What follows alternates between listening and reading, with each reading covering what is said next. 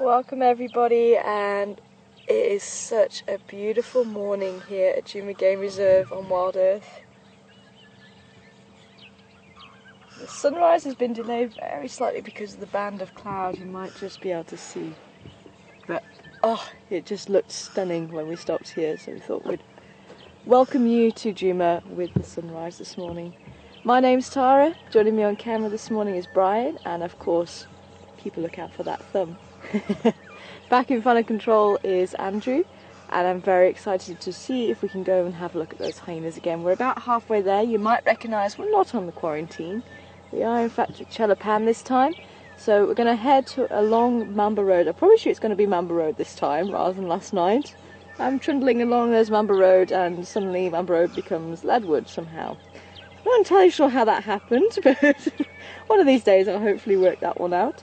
But we are going to head down there, see if we can catch up with Mum and the pups for you, because I know we haven't been there on a morning drive yet, and they were extremely cute last night. Two of them, and Mum was giving them some milk while we were there as well, so I'm really hoping that they're going to be out for you this morning. So let's keep going and see if we can get there. I'm just going to keep an eye on the weather, but hopefully it will hold for us. And of course, with this being a live safari, wherever you are in the world, if you do have any questions during the drive, then send them through to questions@WildEarthTV, and you can also send them through to Twitter, #SafariLive. So if you do have any questions, do send them through. It's always good to hear from you, and wherever you are in the world, please do send out where you're from. It is great to hear. Even if you give us Europe or just the country. You can give us the city if you like, but it'd be great to hear from you this morning. And of course, if I have any questions for you guys, you can also send your answers through via those two methods.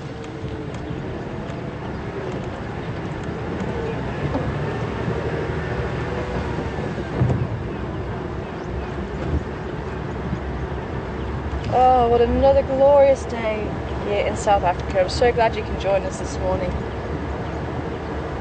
And I'm really hoping that we can share some wonderful things with you. Yesterday we had an amazing drive. Well, two amazing drives yesterday. We had, obviously, the quarantine male sauntering down the road for pretty much half of Djuma before we lost him towards the end of drive. And that was so fascinating to watch his behaviour. And then we had a few Ellies in the afternoon, but I think the stars of the show last night were definitely the two hyena cubs. Absolutely stunning. And we've got a little female and a little male. Still no sign of Ntumbela, but I'm sure she's fine. I'm sure they'll pop up at some stage. Just have to bump into Mum and then follow her back to the den. Or she might pop up at one of the den sites that we do know about. But I'm sure she's out of harm's way.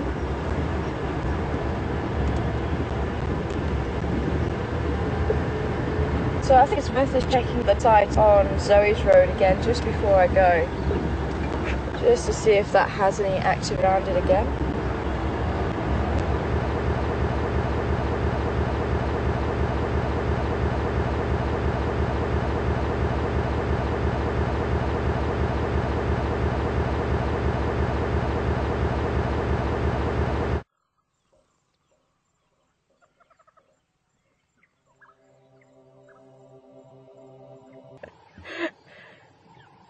Welcome back everybody. And we just had the Crested Franklin family just feeding, obviously looking for any seeds or insects.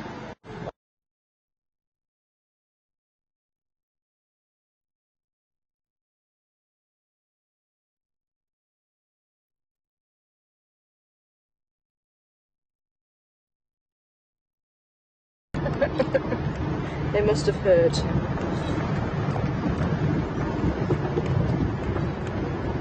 But if you're not sure if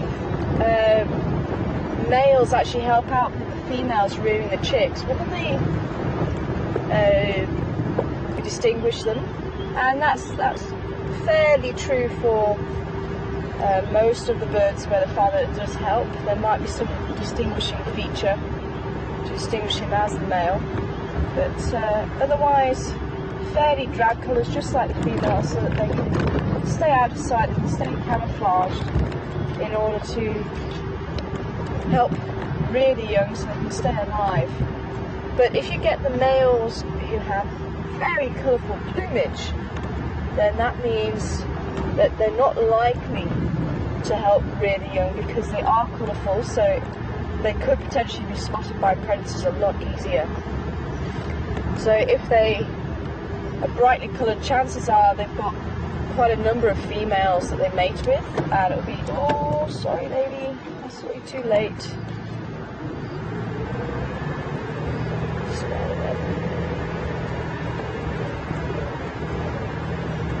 Oh wow, 2 hippos at Gary Dam fighting. Unfortunately we are a little bit too far away to catch up with that, but maybe you guys can keep an eye on it on the Djuma waterhole. On the camera there that runs 24/7, so if you are hooked to what's going on at Djuma, then you can tune into that camera any time of the day. It runs 24/7. And you can see what activities happen there. But wow, 2 hippos fighting. Very, very cool. If I wasn't so far away, I would definitely try back there. But we almost at the opposite corner of Djuma to where the waterhole is. Absolutely fantastic. And it's also the same with long tails or trains and things like that. Chances are the male doesn't help rear the young with the female, and that's why the females are so drab in colour quite often. It's because the female of those species, she is the sole provider for food for the chicks. So if she dies, then the chicks will likely starve. But especially when you've got things like the weavers, for example. The female's quite drab in colour, the male has this bright yellow plumage, black head, in a lot of the species, but he's very bright coloured. So the female rears the young alone, he'll have many female mates, she'll rear the young, and as I say, if she dies, the chicks that are in the nest are helpless. They're born featherless, and the blind as well, the eyes are closed, and they need a lot of help. So the parent has to go and look for the food and bring it back. Whereas the crested francolins that we saw on the ground, the chicks are born fully feathered, they're able to run pretty much as soon as they hatch. Ducklings, they're the same, and they're able to find their own food, but the parents are there for protection.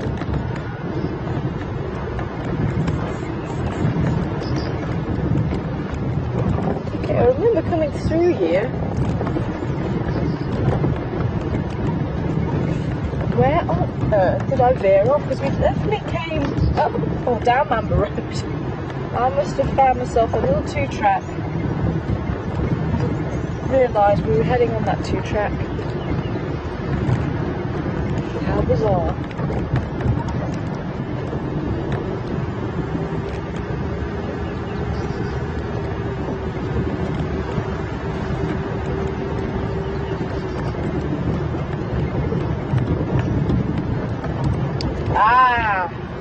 No, we didn't come down Amber Road. I must have miscounted. So I don't remember the pipe.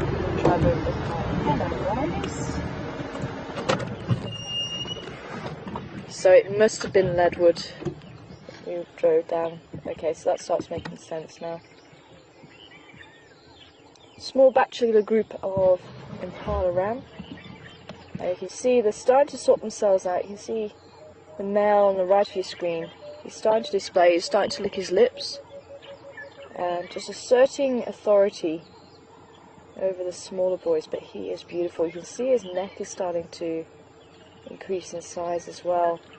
So they are gearing up for the rut, which will happen around April, but it could be March to May.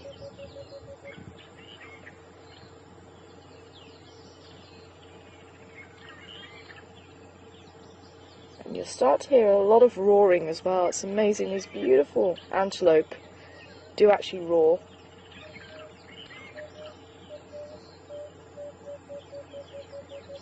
I've got a male who's looks like a 2-year-old with them. Just on the right of your screen, and then we have another male who doesn't look as big as the male we were just looking at.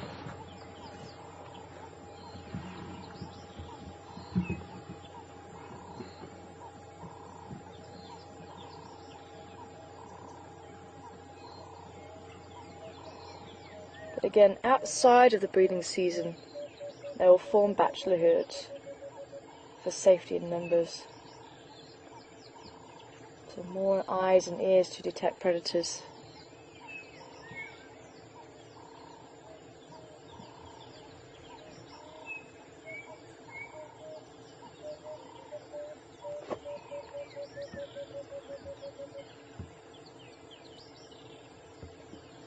And obviously with them being a lot smaller, they are having to be on alert a lot more than if there was a big herd of them. Oh, there's a slender mongoose in the road as well, just up ahead of us. Ah, he's gone.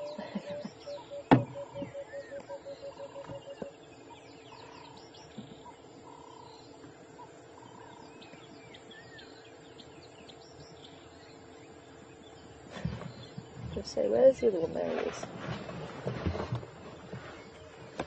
I'm hoping that slender mongoose might pop out for you again.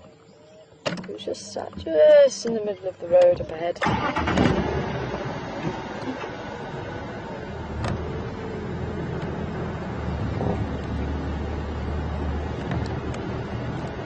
And what you've got to be careful of is the snort that they give us an alarm call.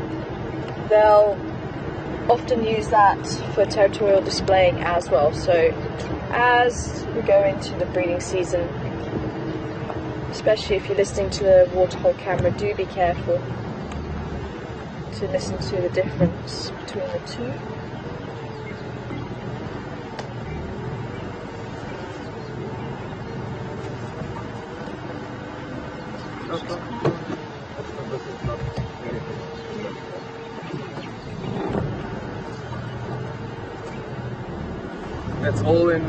It's all your side, Andrew.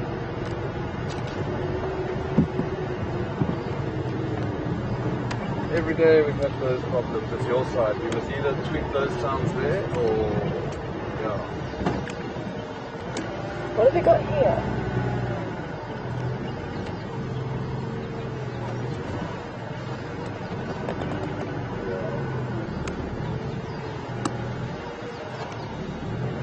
It's the cat tracks there.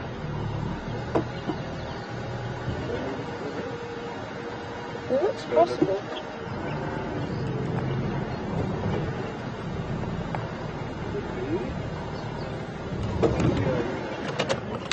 Jump out and have a quick look. It is possible. Whoops.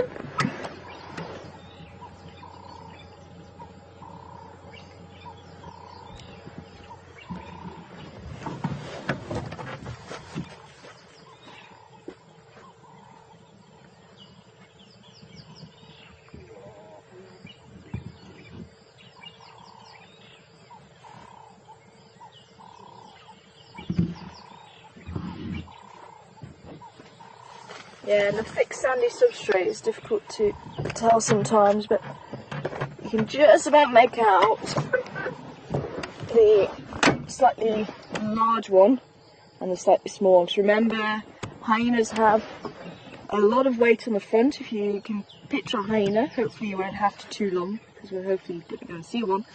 But they have a very heavy front, very small back, so they have that sloping back. So they carry a lot of weight on the front, so to disperse that weight they have a very large front foot and a very small back foot. So even in this thick sandy substrate you can see that difference. And I just happen to see those half moon shaped toes that are characteristic of the hyena.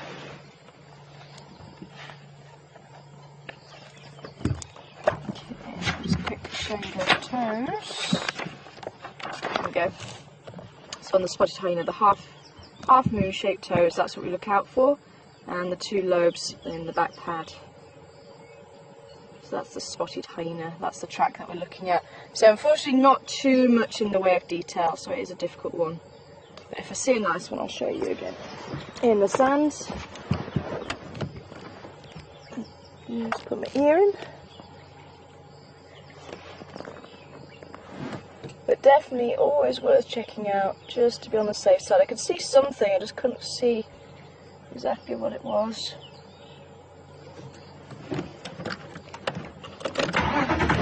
So yeah, so if you're ready for it, try and give you an impression. So the differences you need to look out for.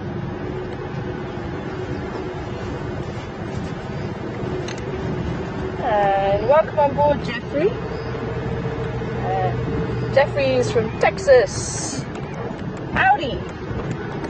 One of these days I'd love to go and visit Texas. Jeffrey would like to know if impala can actually interbreed with other antelope. And as far as I know, Lesbok males have been known to try and take a female herd of impala, but I don't know if he actually bred with them. But I know he went through the motions of, because they have a very similar system, so the males will hold on to a territory, the females will pass through that territory and breed with the most dominant male. But I'm not sure what the circumstances were for him doing that. I just have heard that that has happened. So Lesbok actually herded a female herd into the centre of his territory and wouldn't let them go. But as far as I know, they are very, very different to other antelope. Ooh, on the road. And if they're going to sit nicely, hopefully, you might see, there we go.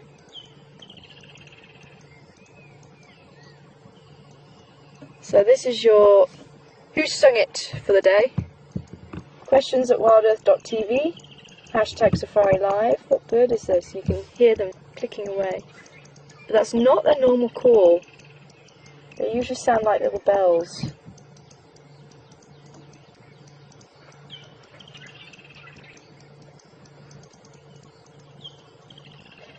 And you can see the female's just popped out. The male is slightly bluer.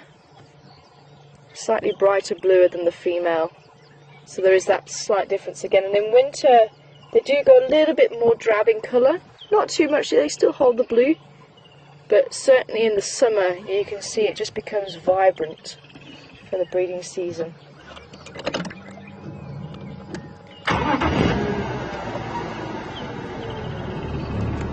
So yeah, so here it goes. This is what you need to be looking out for, or listening out for the male impala rutting. And it goes.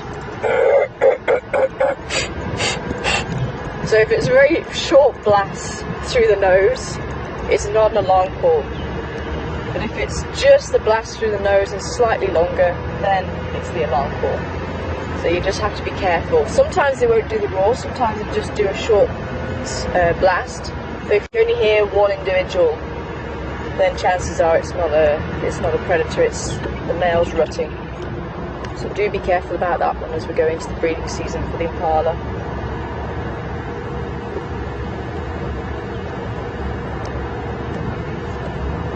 But yeah, I'm just trying to remember that I don't think the impala actually fall under any other genus, or that no other antelope fall under the same genus as the impala. I think it's Apocerus, and it's just them that are in that genus. Certainly the African antelope, South African antelope, don't fall under. And generally speaking, if they're in separate genus,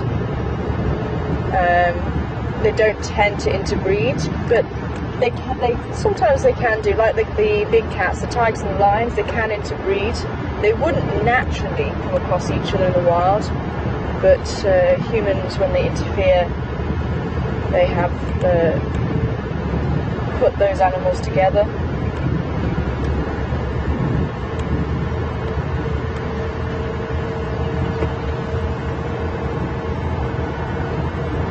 Linda, Georgina, Danny, and Raisa, and Joanne.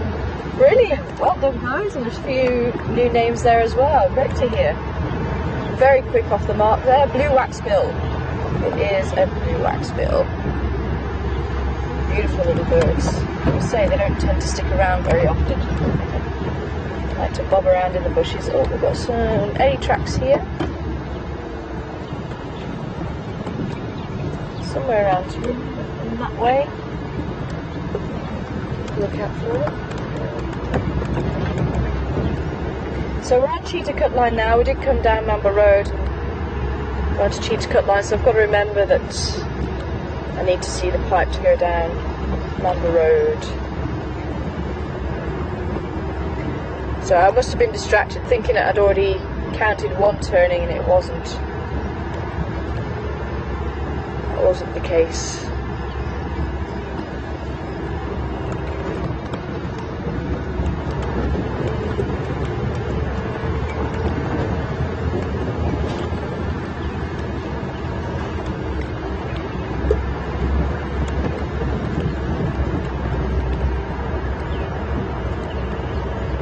And Jeffrey just coming back asking what antelope do interbreed. And off the top of my head, I can just think of the Blesbok and the Bontebok. Because the Blesbok tend to be in the grassland areas in the centre of South Africa. The Bontebok down towards the Cape. And it's thought that the Blesbok almost got hunted to extinction. And somehow the Bontebok, I think humans interfered again. The Bontebok got bred with the Blesbok. Who's running? Ah, take her.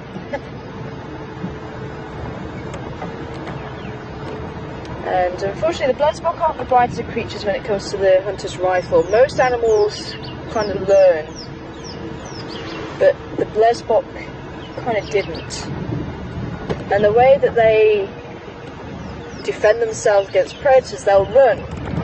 And they'll run a distance, then turn around and stop and look, so they can see where the predator still is. And they did this with the hunter's rifle, well, the hunters with the rifles. And unfortunately, the rifle could still shoot them. But they reckon now there's very few Blesbok around that are pure Blesbok. Some of them do have characteristics of both the Bontebok and the Blesbok. The Blesbok has the white face, as does the Bontebok, but they have a brown stripe across the face. And I can see many hyenas, so chances are we might be lucky with the cubs. She's using this hole now rather than the one around the back as well. Hello, lady.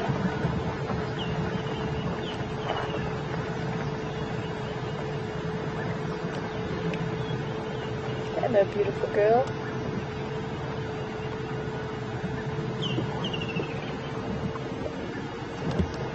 Okay, I think the cubs have been out feeding, so I'm just going to put... Oh, they are still there. They're starting to get a little bit bolder. Hello, little one.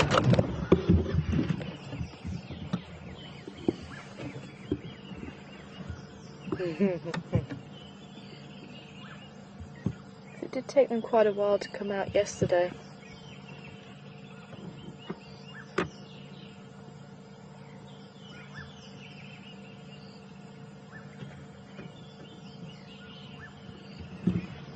So welcome on board this morning, everybody, and for those of you who haven't seen the baby hyenas, hopefully you managed to get a glimpse, and we'll see if we can stay so you can get to see them a little bit better.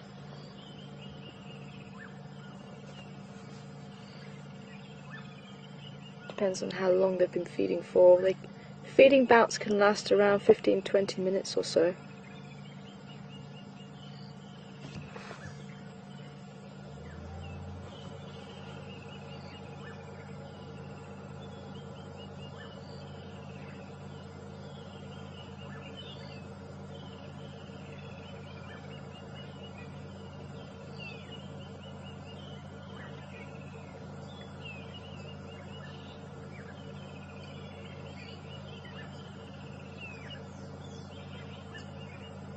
Now what's quite normal is to have one cub lay down her belly and the other cub between her legs.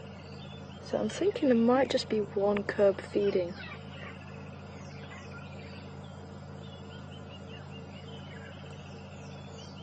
Maybe the one's already had its fill. Or it could be that the female's dominating the other cub, which I think could be a male. So males aren't as aggressive as females in hyenas.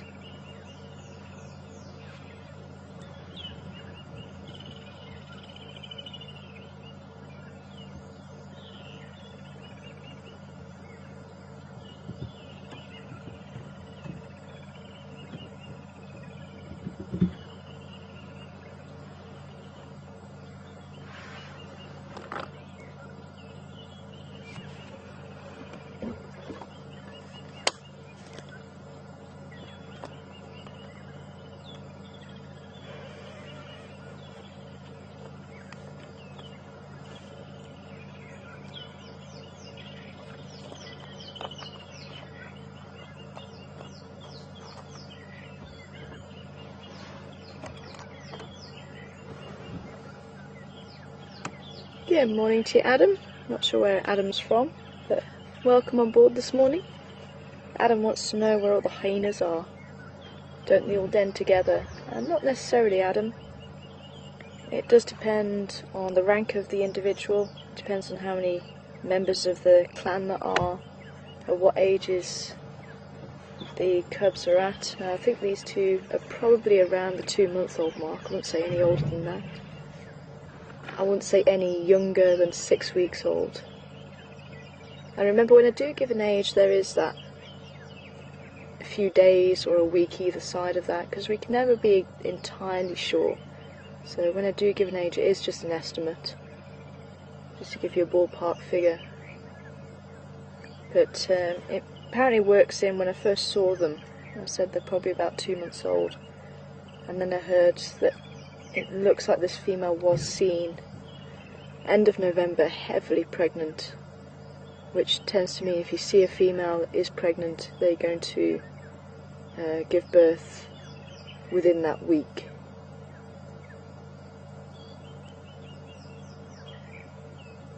So it's very, very close to giving birth. You don't tend to see them showing before then. So the other clan members, it could be that she's quite low ranking, so she'll want to protect her offspring, let them grow a lot larger before she takes them to her communal den. And that could possibly be why they are 2 months old, or around the 2 months old, and she still hasn't taken them through yet. In some cases they can take them through to the communal den around 10 days old, 10 days old to 2 weeks old. But I would hazard a guess that that's probably when clan members are higher up the hierarchy, because then they don't need to worry about their pups being bullied by dominant, or pups from dominant clan members.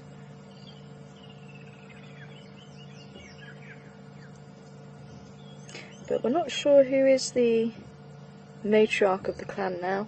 I haven't seen Floppy here. She might still be around, but certainly 3 years ago she was the dominant. Every hyena that she met, they had to greet her. So just like dogs, they go and sniff around the genitals to greet, so you can tell which one's more dominant by which animal actually goes to greet the other one.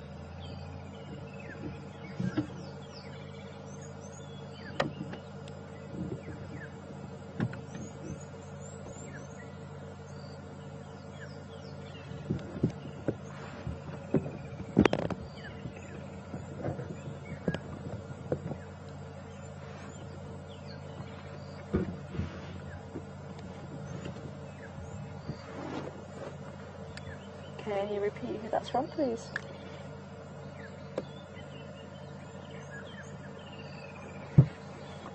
Hi, Sally in Wisconsin. Welcome on board to you this morning. I hope you're well. And Sally wants to know, if the hyena mum dies, will humans interfere and take the pups to a rehabilitation centre? And unfortunately, Sally, we can't interfere. It is nature.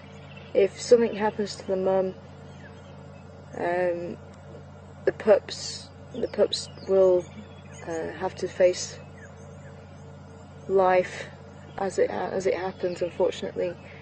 And not every carnivore can survive, and this is really what we've got to get our heads around with nature. If every carnivore survives, they'll just demolish the herbivores, and as sad and heartbreaking it is, it is the fact of life, unfortunately. Now, if it was human caused, so if this hyena got shot, or if it got caught in the fence or something like that, then we would interfere, because the female wouldn't have been killed unless it was because of humans. So that's when we do interfere, and if anything happens because of humans, that's when we will interfere. But otherwise, we've got to let nature take its course. And if you think about it, how many other mothers are out there, even just within this clan, that we don't know about? So what then makes these two pups special? So if something did happen to this mother and something happened to another hyena mother, surely that's a little bit unfair, because if we go to save these pups or cubs, what about those other pups and cubs if that mother died that we don't know about?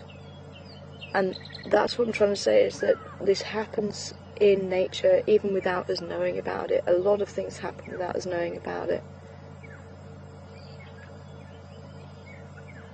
So it is giving them an unfair advantage if humans do interfere.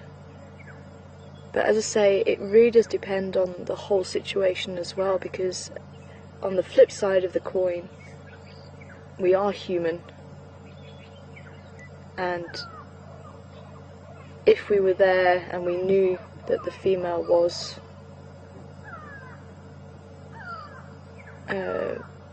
killed, I know we'd want to help, because we are human, and we wouldn't want to bear, we couldn't bear to know that those little pups would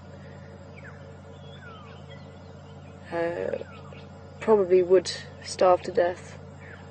But something might happen. I mean, that's the thing, and that's what we've always got to remember as well, that animals are resilient, and the will to survive is so strong. So just because we think they might perish, you know, that's not the foregone conclusion. The older these pups get, the more adventurous they get, and if mum doesn't come back, it could be that they start actually scavenging for themselves. They do have that natural instinct to hunt and to investigate. So it is possible that they could survive, depending on obviously how old they are. But they could go and find their own food.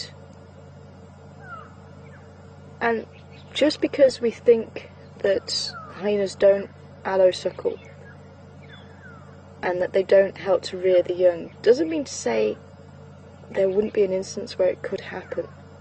Because remember, these animals don't read the books.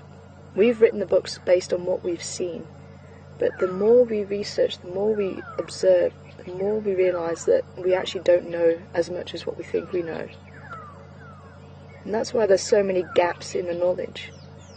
And the more you sit and observe, the more you actually do learn. So there is a possibility that even if there could be clan members that come to visit this female, and if she's not here, they could then maybe take the cubs to a communal den.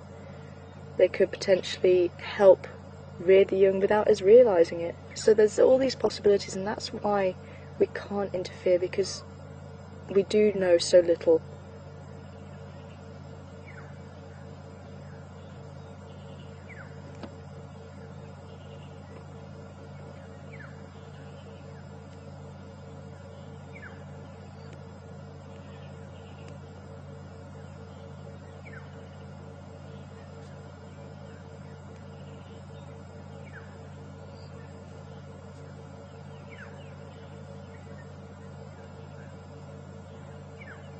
And one of the other things, it always springs to mind after, because I do ponder on these questions as well. Sometimes we think that the best thing for animals, wild animals, is to put them into captivity to help them, but sometimes I actually think that's worse, because you're asking this animal that has known only the wild to then be put into an enclosure that is fenced, and it's something completely alien to them. So again, is it really ethical to put them into one of these areas? And you've always got to ask yourself that as well, because I know we're wanting to help, but sometimes I do wonder if we hinder by interfering sometimes, and it is something else just to ponder on.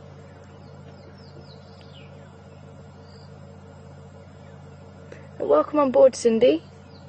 And Cindy wants to know about the male cubs, and if females would kill male cubs, and would male cubs kill each other, and if so, how is it that male cubs actually survive? And it's just the females that are aggressive.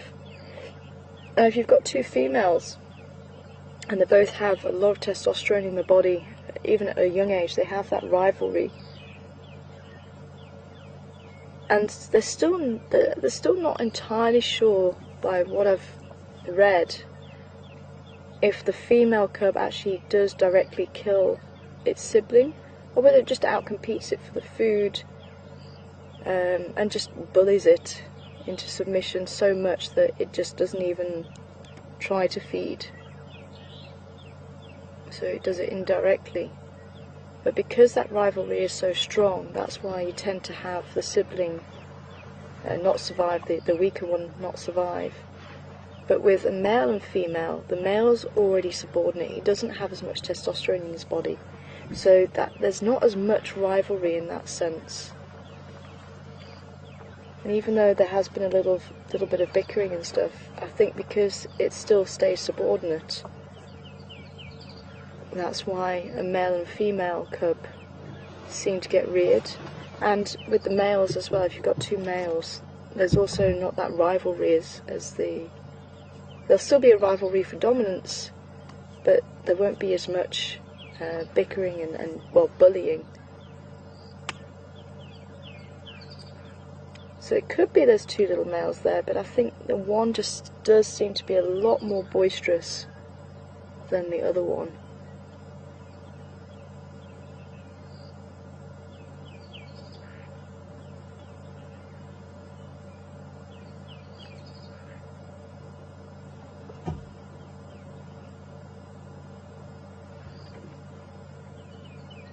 There is a pup still drinking there. Once you start to see, yeah, you see Mum's fidgeting a little bit, so it is possible she's going to move, or it could be that pups are almost finished feeding, unless they actually have finished feeding. Maybe that's just the teat I'm seeing there. I thought there was someone attached to it.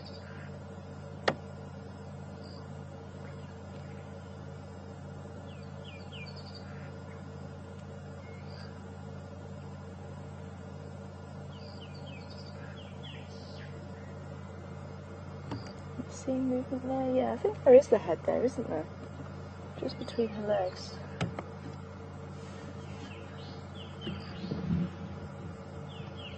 Or was it just the shadow?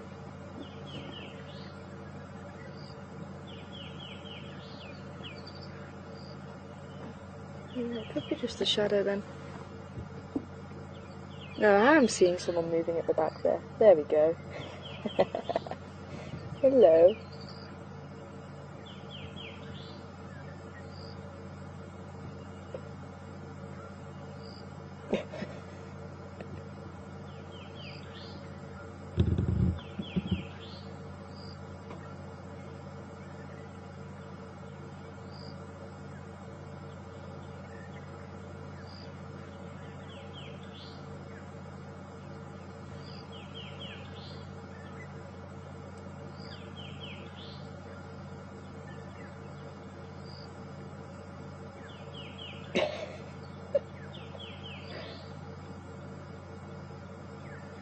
You can see No spots as yet.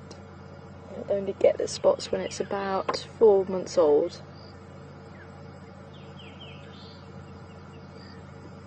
But I do think this is the little female.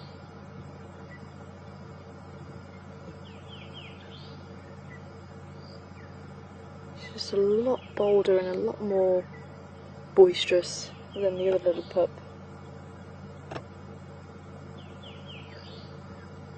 And the other one does tend to stay back in the hole.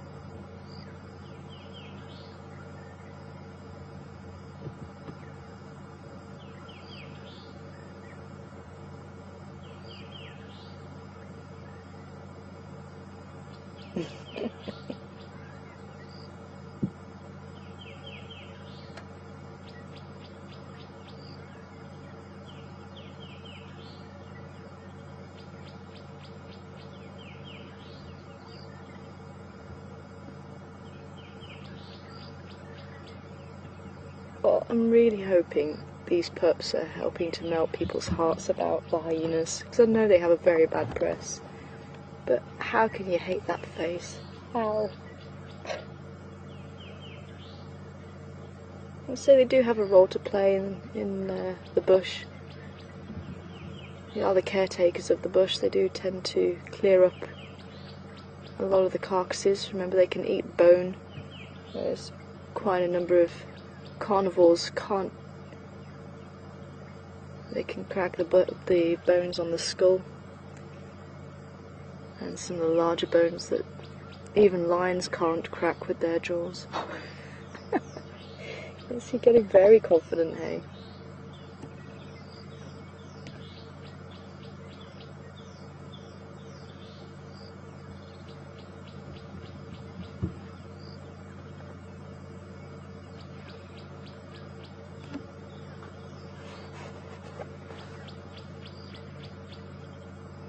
As I say, I must admit, I do find it odd that the hyenas are so almost, I suppose family orientated might not be the right word for it, but they do live as a clan. They do use communal dens. And I do find it odd that other species that spend so much time together, or potentially can spend so much time together, do suckle each other's offspring. They are related in the clans. There'll be mothers and daughters and aunts, sisters, and yet they don't allo suckle as far as we know. I do find that one very odd, but as I say, it could be because we haven't observed it, and that we have seen aggression maybe from a more dominant female towards the subordinate pups. So maybe it's just been documented and we haven't actually seen any allo suckling going on.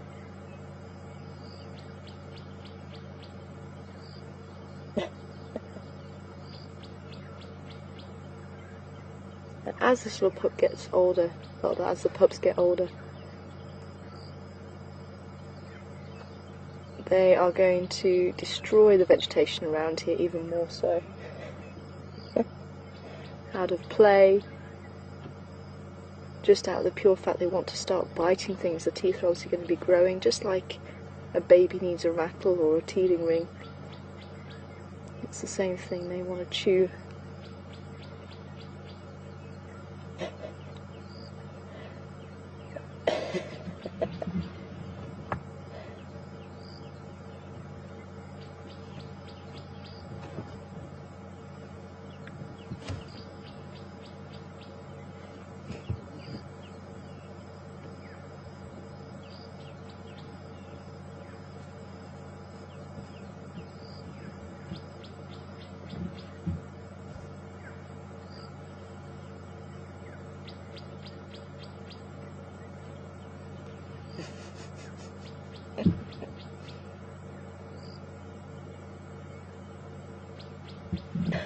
Time to wake up, Ma.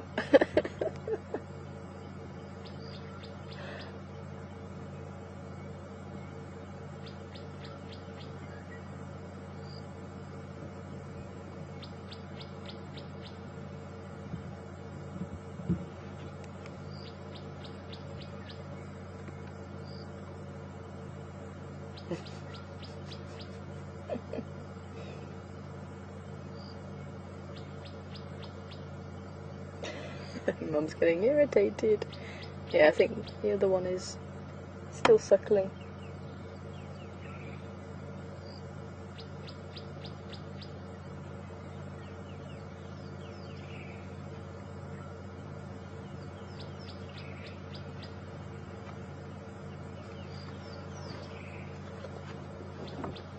Stations and busy car and cheetah cut lines active.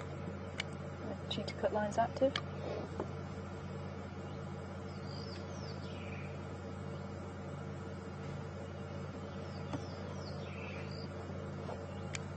Negative. I came down cheetah cut line. I didn't check anywhere. I didn't check anywhere else.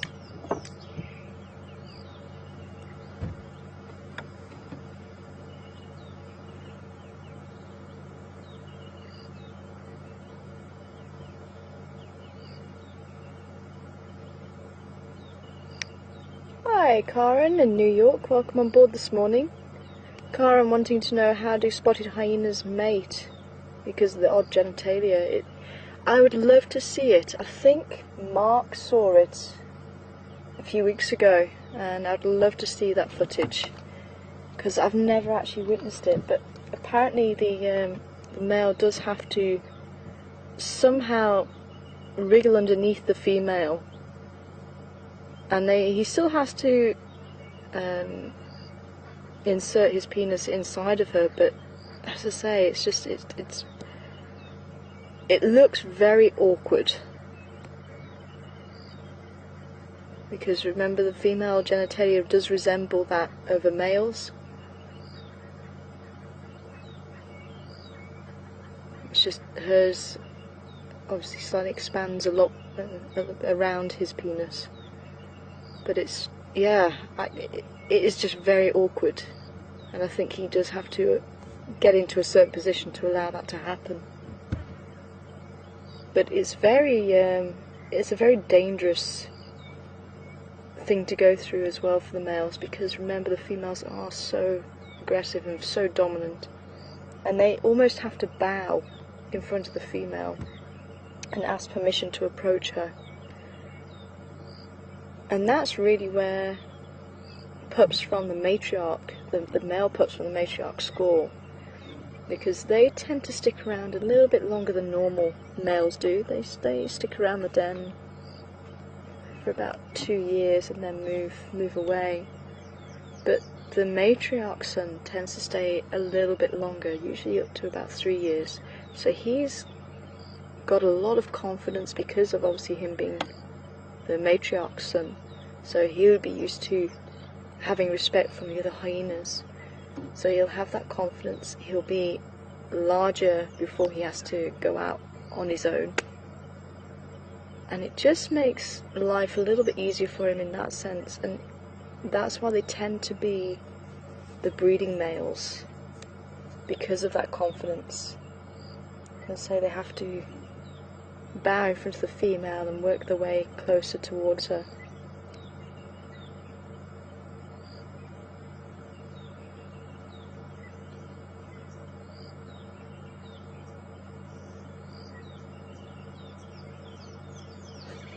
Yeah, this vegetation isn't going to last too long with this little one.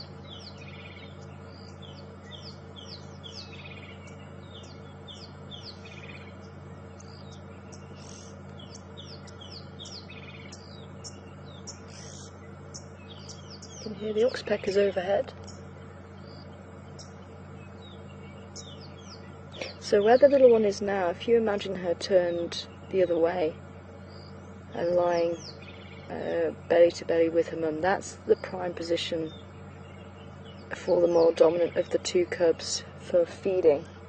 And then between the legs is the secondary position. I think that's where the other cub is pointing away from the mother.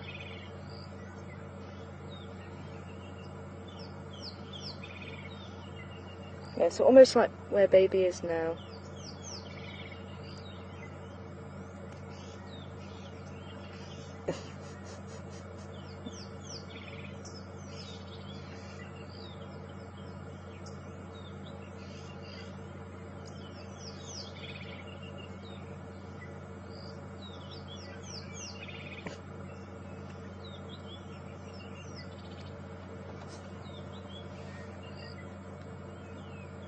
Yeah.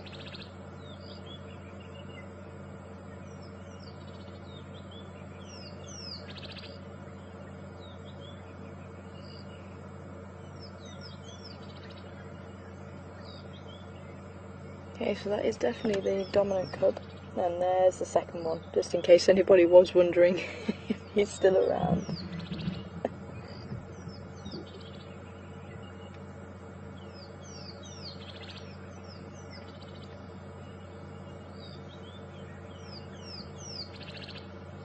Hi Hal, welcome on board this morning.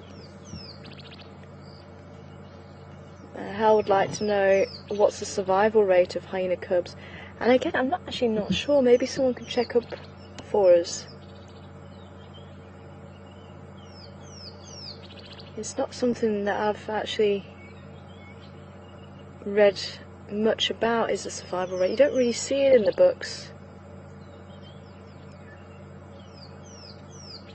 So if someone can maybe have a quick check for us, because it'd be interesting to find out. I must admit I was quite shocked at how low baby elephants were. It was 30% for baby elephants. It was very low.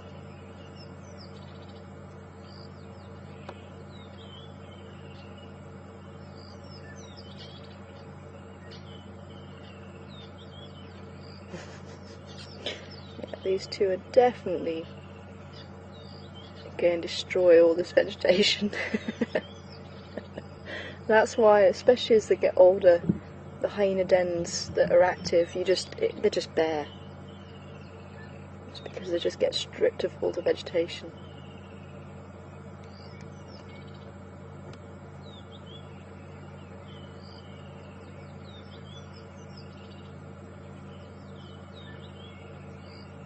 Mm.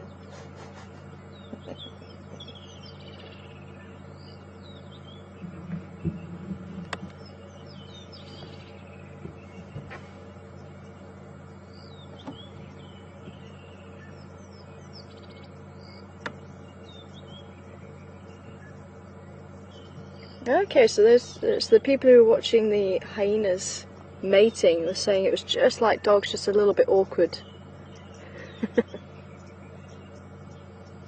And so I think he probably just has to slip underneath her slightly. But I'd love to watch that footage for sure.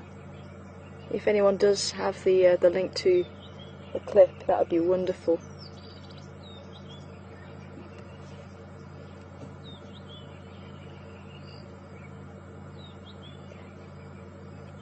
Ooh.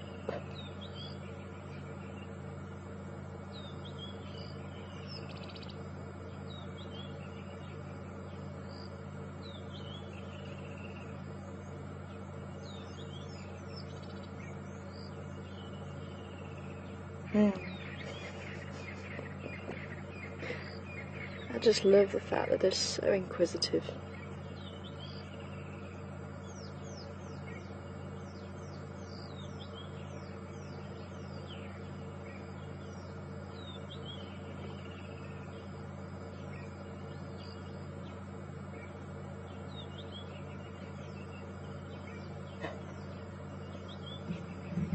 You can see, even if Mummy is snoozing away, she is still on high alert. Now, if she was to stand up quickly, if there was something coming, these two would scatter straight into the hole.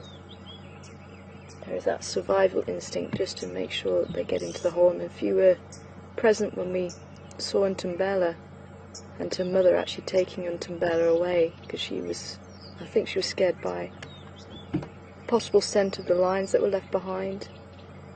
It took her 5 attempts to get a good grip on Ntumbela, and every time she tried to get a decent grip, carrying her like a cat carries a kitten. I wonder what's going to happen with this little one. Yeah, it's not solid, little one. But every time she loosened her grip, little Ntumbela was straight back to that hole. She knew that was where safety was.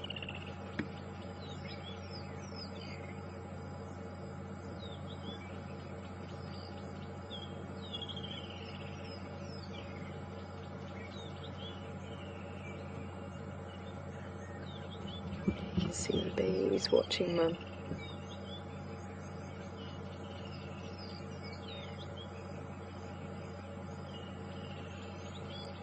And as soon as Mum isn't here, especially at this age, they're probably going to be hiding away in the hole. But as they get older, they're going to be out and about, but still, any sign of trouble, straight back in the hole. There you go. She thought she saw something. And then realised she didn't.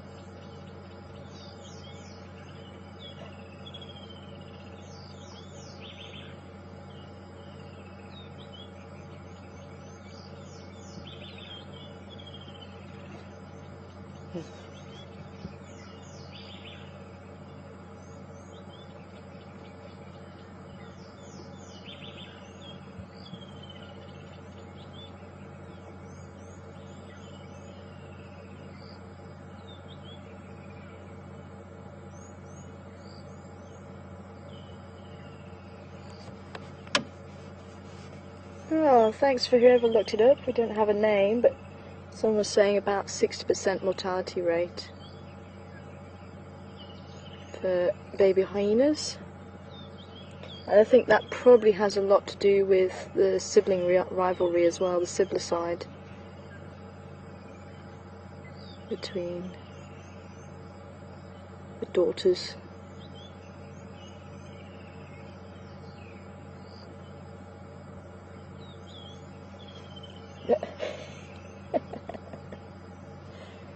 Remember, at this age they are vulnerable to anything that's bigger than them. Jackal, mongoose, snakes. If there's an eagle around and they're out and about, there's no reason why an eagle wouldn't take them. If they weren't quick enough.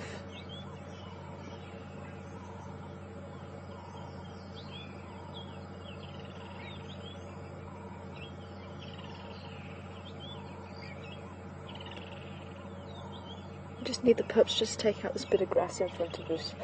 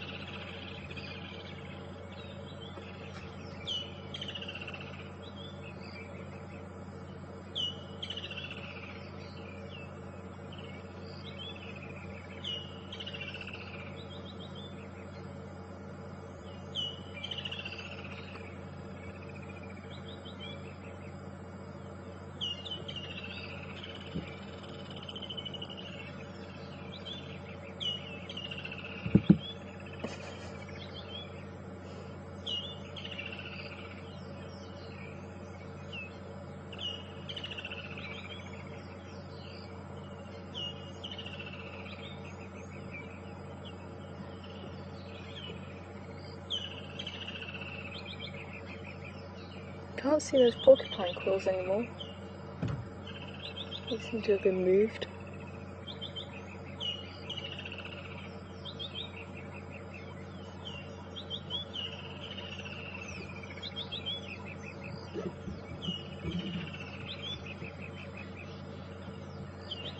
And apparently the hippos are still fighting. That's amazing. That really sounds like it's a good fight. I will definitely try and make our way back that side.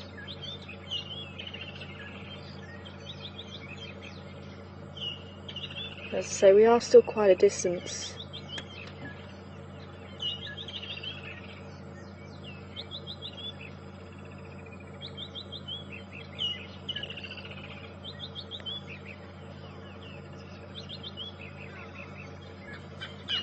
Hi Valerie,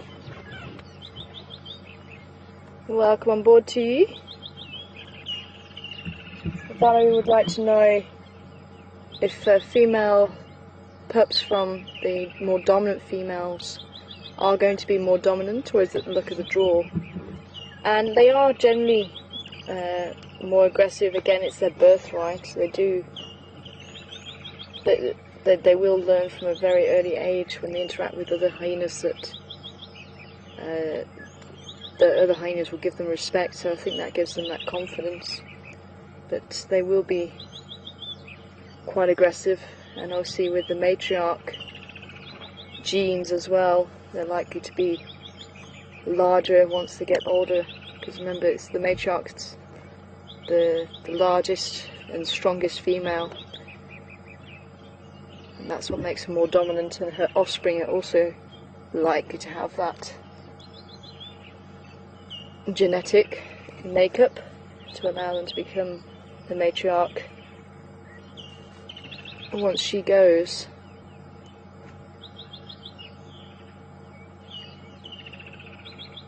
But there will be a few genetic throwbacks as well, because obviously it is genetics, so you might get one that isn't as strong, in which case there'll be another hyena that takes over.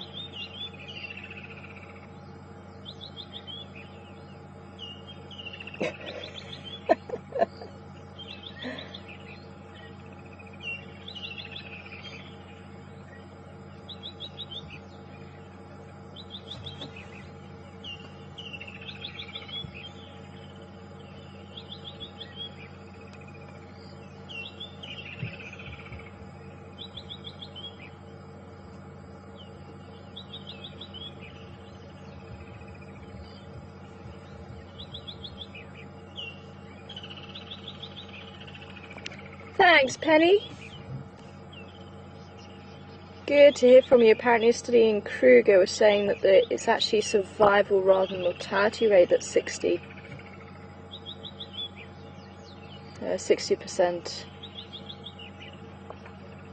And apparently, according to the study in Kruger, it doesn't matter if it's male or female, which is quite interesting. So it's not weighted on either sex, which is very interesting. So I would have thought that the females, it would be up there. Very interesting. Thanks, Penny. Great to hear you're on board with us this morning. I hope you're going to send some nice weather our way from Durban.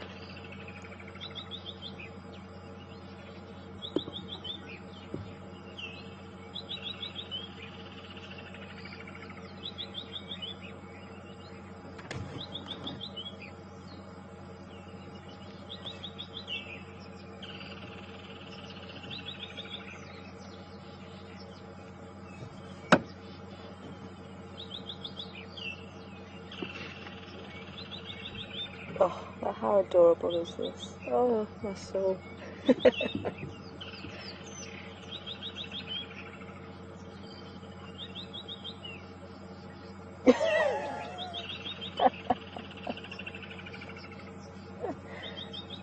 was going to try and drag him on the floor then.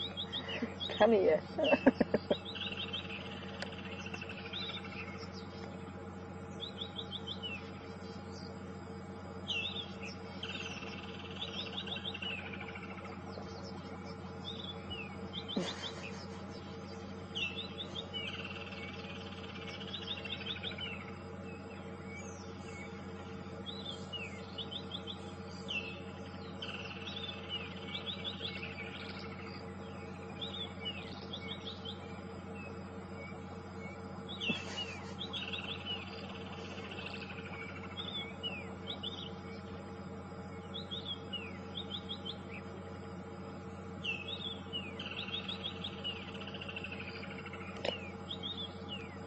Yeah, I think I'm seeing a slight difference in colour.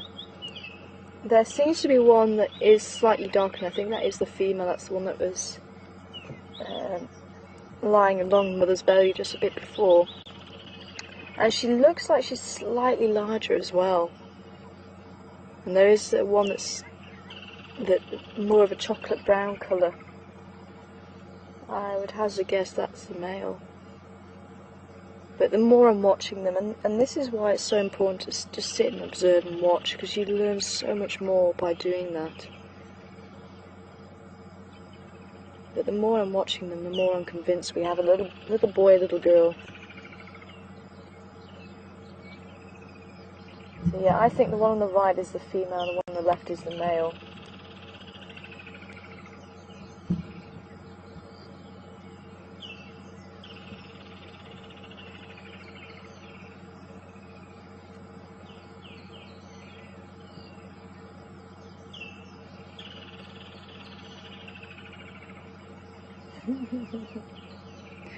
They really are full of beans this morning.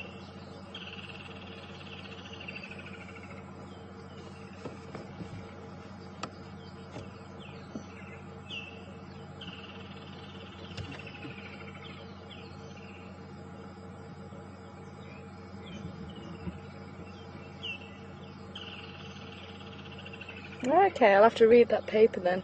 Apparently there's a paper that's been published that's saying mortality rate 60%. And again, it depends on where this paper's written. So it could be in the Kruger, the survival rate is 60, and it could be in other places where this paper's been written that the mortality rate is 60. And this is why it's important to have studies in different areas, because what is true for animals in one area may not necessarily be true for animals in a different area, because there's different factors that influence. It could be that the mortality rate is higher from where, if you can find out where that paper is written, that'd be great. It could be that there's other factors that influence, maybe different climate, maybe a different density of carnivores, maybe lower density of prey species. You know, anything like that can actually affect all of these things. So that's why these percentages that people come up with, and even just the statistics for an area, to say it'll be for that area, but it will be different for other areas, just because of all these different factors that influence life and death, basically. Okay, so that study was in the Masai Mara. So yeah, I could see why maybe the mortality rate is higher in the Masai Mara.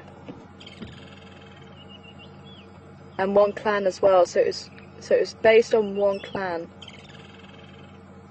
So again, when you've got a small population to work on, to go off with the one clan, it is difficult to say that that's the same for the other hyenas. So it sounds like it's probably somewhere between 50-50, to be honest, because if it's a 60% survival down here in Kruger, which is obviously what the Sabi Sands is part of the Greater Kruger National Park. Kruger is just a stone's throw away. And in the Masai Mara in East Africa, Northeast Africa, the mortality rate is 60%. So I think it would be fair to say it's looking about 50-50 survival rate for hyenas in their first year. But this is why it's so fascinating, and this is why research on the ground is so important.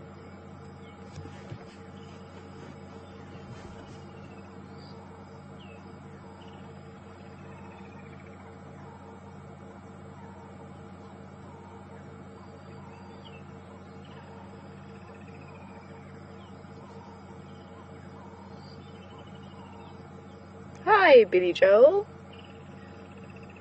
Welcome on board from sunny South Africa to sunny Florida. Hope you're well. And Billy Joel, I'd like to know, if the female had to move the cubs now in an emergency, which one is she more likely to move? I think whichever one her jaws get around first, to be honest. So it could be the female. If she's bolder, she might be the last one to the hole. It's certainly a very interesting question there, Billy Joel. I'm hoping we won't find the answer out, because it would mean that there would be a carnivore around here.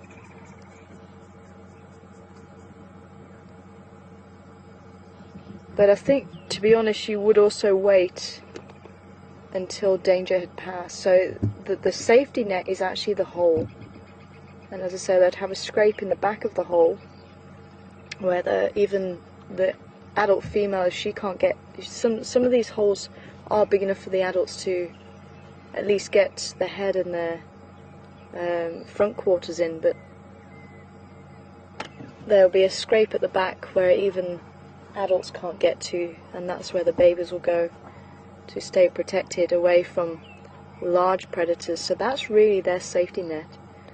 So if there is a carnivore around, like a lion again, then they would actually run to the hole, and that's obviously what happened the other day when the Matimba came through to say hello. And I think it was this female that obviously chased him away. Cubs would have been safely in the den, and then if she decided to move them, then she would move them once danger had passed. And but she is a seasoned mother. You can tell she's got a few notches in her ears. She is losing her fur, which seems to happen as they get older. The fur thins out, and the fact that she had a male lion come through and she hasn't moved them, she may have lost more pups that way by moving them. Maybe she's learnt to stay put. Maybe it's because the lion didn't actually get to the den. Maybe she fended him off before he got to the den. And it could be that there was supposed to have been a carcass around here around that time. So I think it could have been the carcass that drew him to the den site, and that could be why hyenas don't often bring carcasses back to the den site, so that it reduces that possibility of other carnivores to come looking for the carcass and happen to find the den.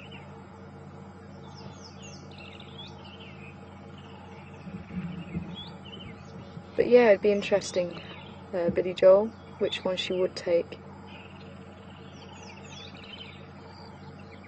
I would say it's more likely to be the more dominant of the two, because that is the stronger individual.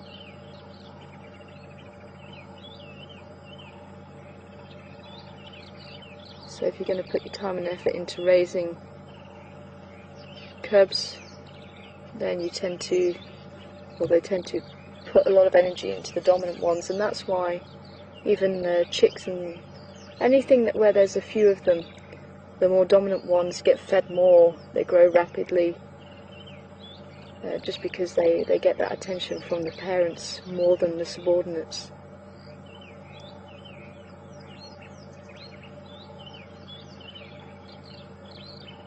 Well, absolutely fantastic to spend some time with the pups and have them playing around.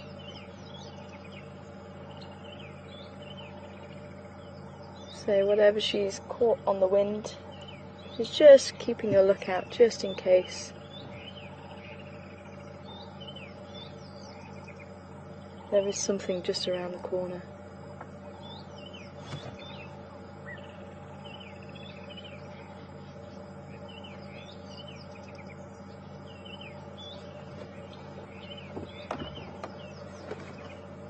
You cut out there, can you repeat it?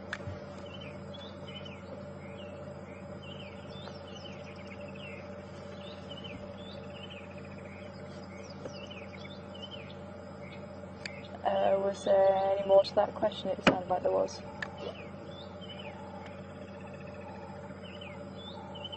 Hi Jennifer. Was there any more to that question? It just sounded like there was. So I think you're just asking how old the cubs are.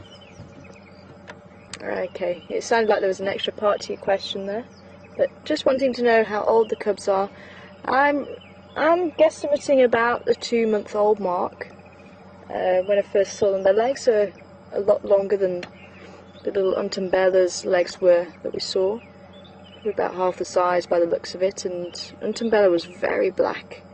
And you can see they're starting to lose that deep shade of black, and they're starting to become slightly lighter.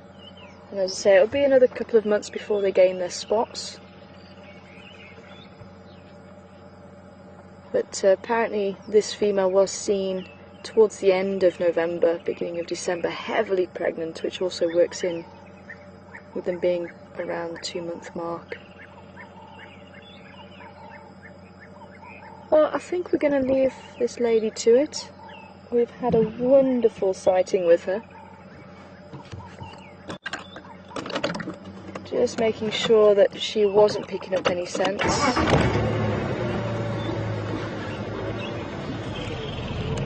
Of any animal around. So she's a little bit jumpy, but I think it is something to go forward instead.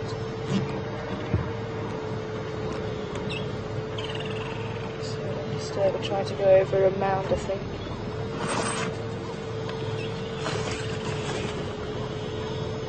Thanks, lady. Keep me safe, hey?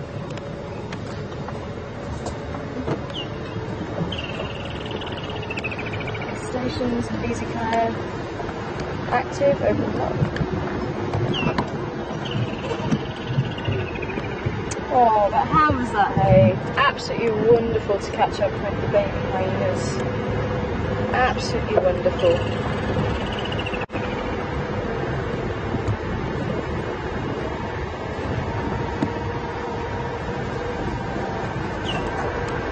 So they're certainly getting quite brave now.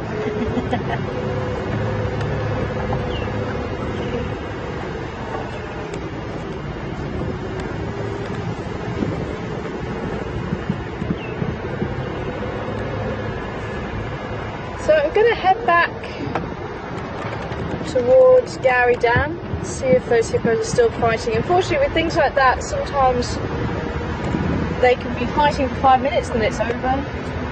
So if you turn around and try and head back, it's over by the time you get there. But at least hopefully you've been able to watch the hippos fighting on the Djuma waterhole camera. And as I say, we were quite close to the hyena den, and I think it's certainly worth taking the time out to go and spend a bit of time with those baby hyenas. Very, very cute indeed. But if anybody is watching the Djuma waterhole camera, if you can give us an update on whether those hippos are still fighting or not, that would be great to hear. And if they are, we'll make our way that side. Otherwise, we might just potter around down this side and head up towards Ruffles Hook Dam. But if those hippos are still fighting, then I'll see if we can try and make our way that side.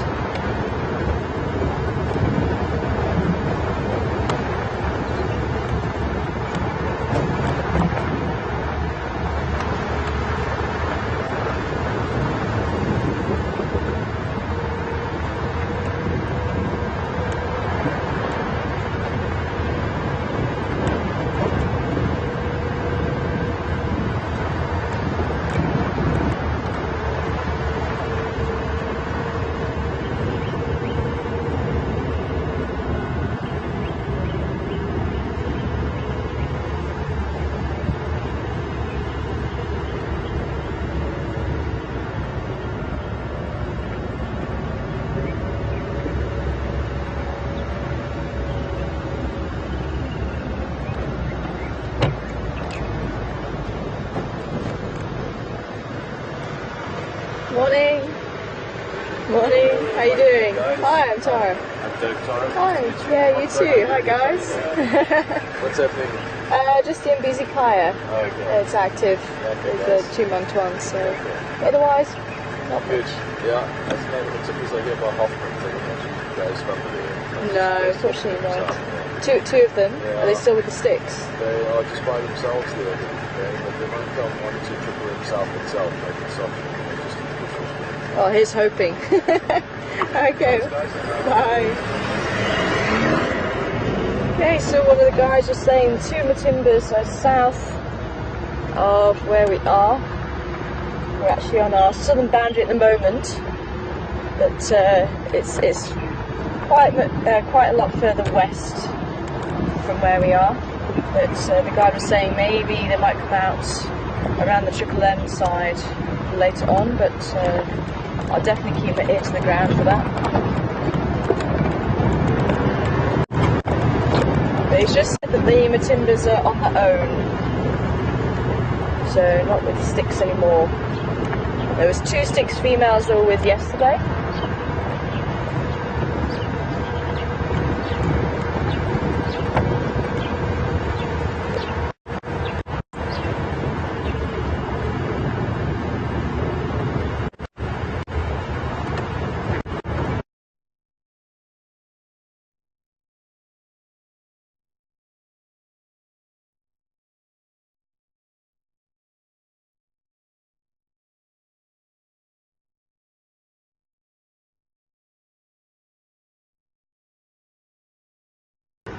Who were on drive yesterday with us and following the quarantine mail might recognise this is where we actually popped out, just on the opposite side of the bank there. So quick to the buffaloes and just check to see if there's any activity by the buffalo. This is where he used to lie, it's just on the mud bank to our left.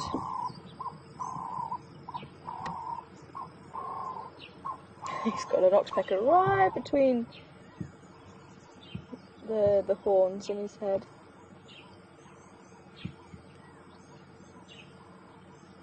So they would have left, they're actually becoming a bit like hippos, they would have left the water last night to go and find good grazing areas and then returned this morning while it's still fairly cool and settling for the day.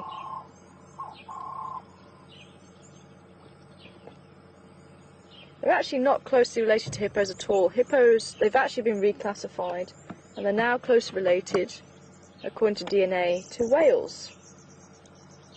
So originally the antelope and the deer, the hippos and the pigs were all in one order together, Artiodactyla, which just means even-toed, hoofed mammals. But now, based on genetics, they've been reclassified. So pigs are in an order on their own, the hippos with the whales, and then the deer and the antelope, and the buffalo and cattle and things like that, the hoof mammals, who are ruminants, are in an order together as well. So it's all been split up. And they're doing exactly what all of the species in that order do. They ruminate, and he's chewing the cud at the moment. So re-chewing what he's already swallowed into his first stomach, and it's been regurgitated back up with bacteria, and it's getting chewed around with saliva as well to help break down the really tough cellulose that's in the plants, and that's how they deal with it. So they break down the walls of the grass and break down the cells by chewing it so much. It's a very important part of the process, and during that time they can either find some shade or, as you can see, sit in the water, sit in a mud willow and just while away the hours re-chewing. And once it's all nice and mushy, it'll be processed through the rest of the stomachs.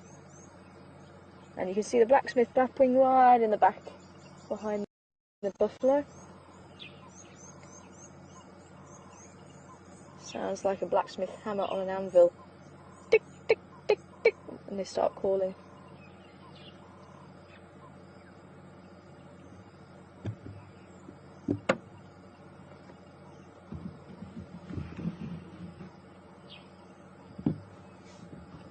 Cool, let's move on.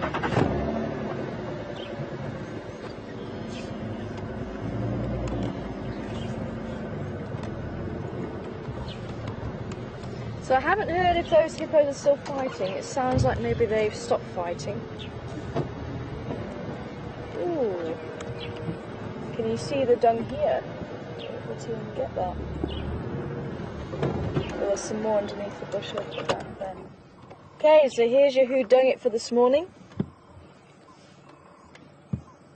There's that one, and then there's another one up, just slightly further up the road as well.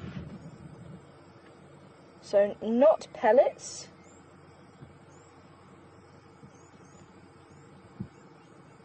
It's quite large particles, but it's not in balls. So that is how it comes out of the animal.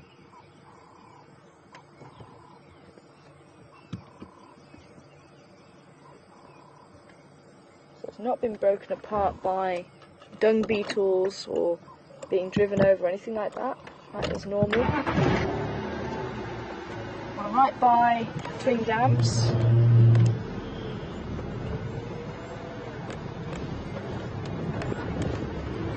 So, who done it?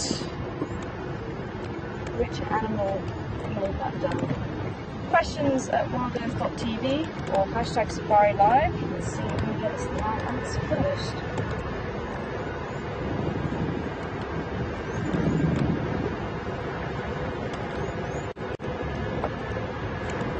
There you go, the Natal Franklin crossing the road. Alright guys.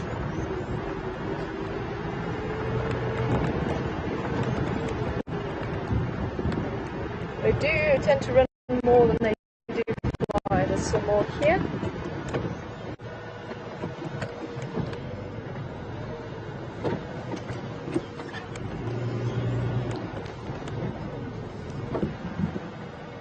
And there's actually a track just there. We've got 1, 2, 3, 4 toes and the pad at the back there.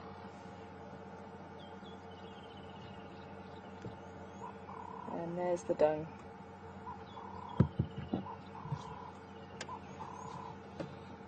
And just to give you the size of the track, yeah, no, it's not that size. It's about that sort of size. So quite a lot bigger than my hand.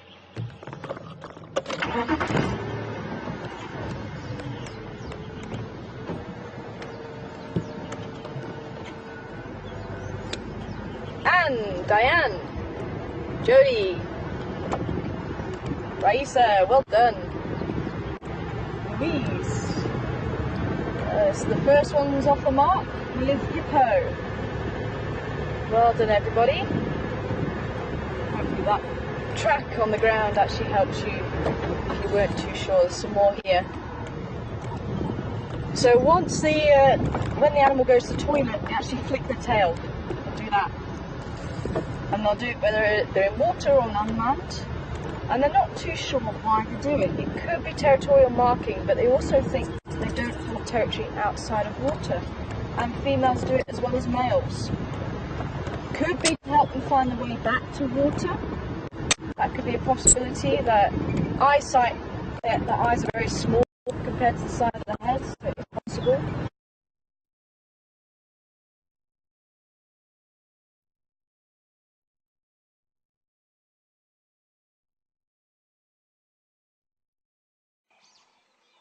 Welcome back everybody.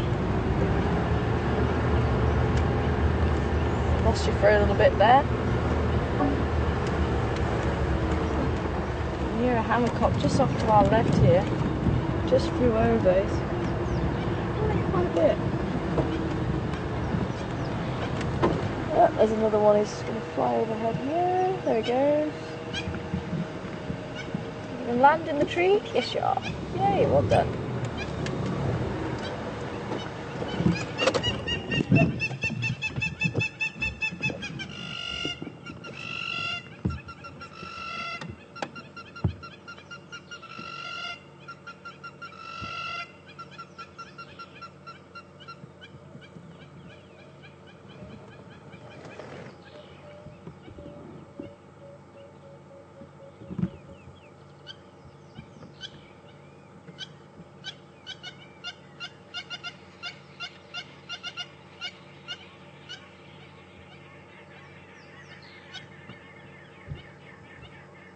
So just to let you know, we are heading up to Gowrie Dam to go and check out the hippos fighting.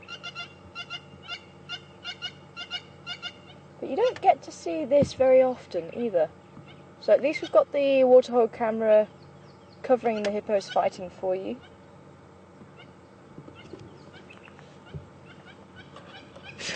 You don't get to see the hammercocks calling, and it sounds like its mate is over there. I they're being very vocal, which is not normal.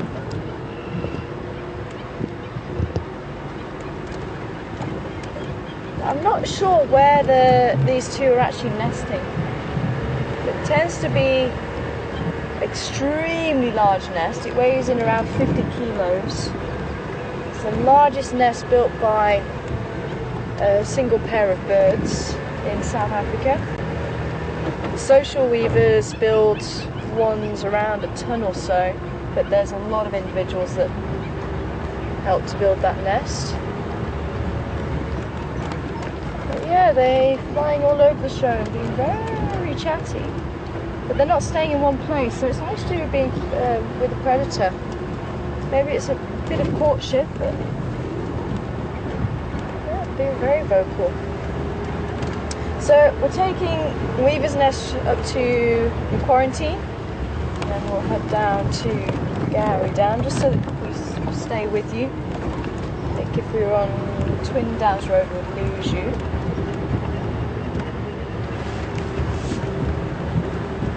As I say, hopefully you can watch the hippos until we get there on the Djuma waterhole camera. Absolutely fascinating to see as well.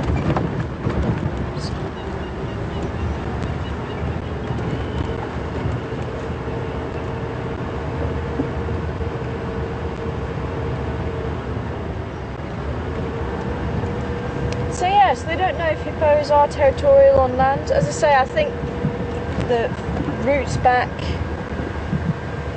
to the dams could be a good possibility. As I say, their sense of smell, they've got huge nostrils, so sense of smell has got to be good.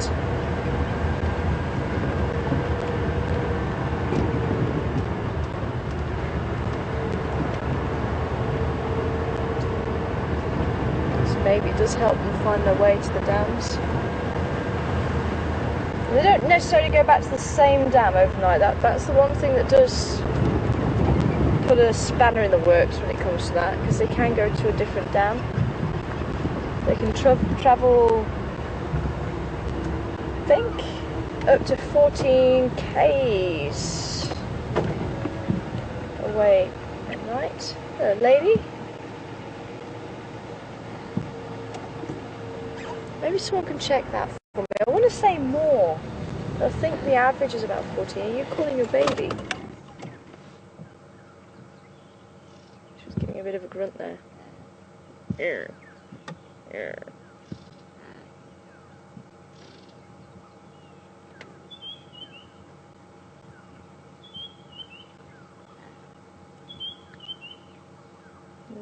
Dear. Baby's not responding. Unless baby's in the crash somewhere at the back there. I think I saw some of the other implements there. And baby is over there and not responding, or something happened to baby and that's why she's calling.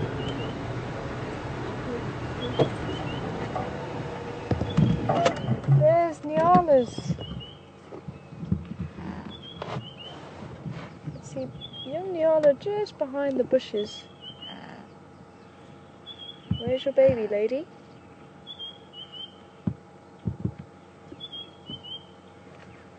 And there's another one that's going to come and join it.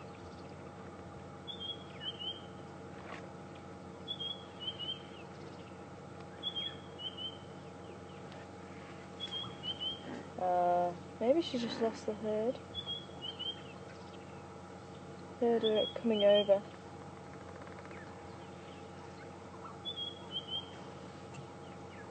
Nice to see the Nyala almost side by the impala.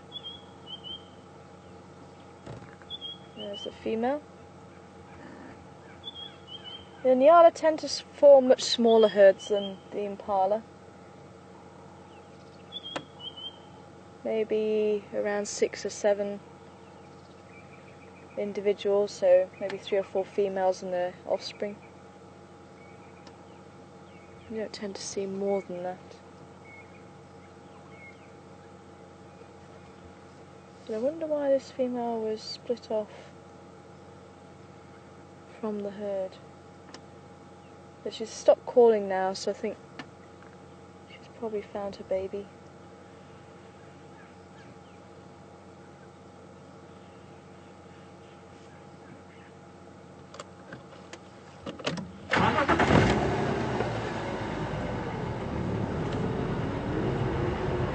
Whereas the impala, sometimes you can see 100 strong herd.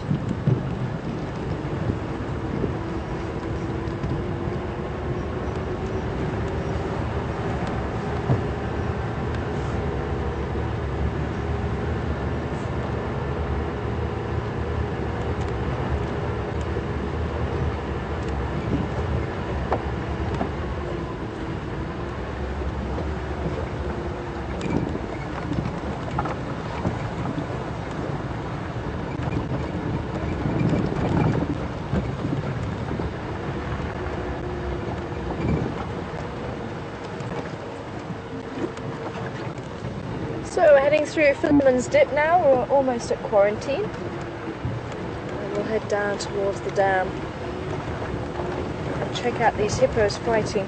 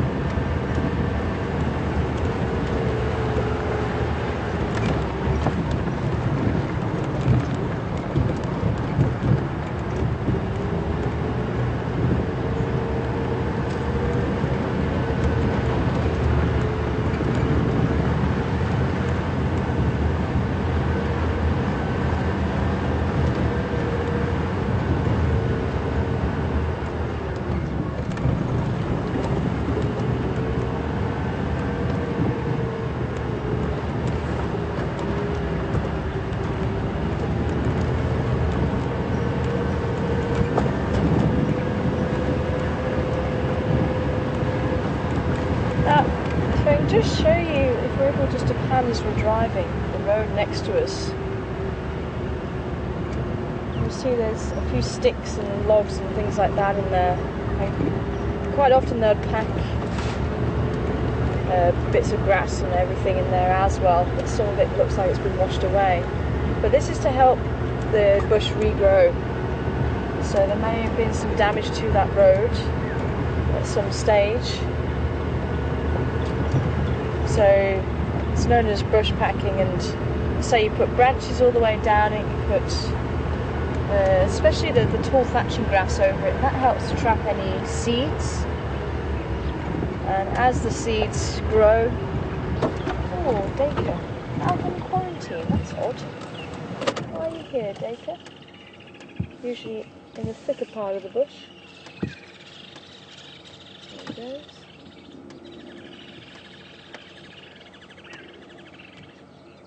So yeah, so as the seedlings grow, they turn into saplings, and they can get protected by the branches that are put over the top of the grass from any animals that might try and eat them.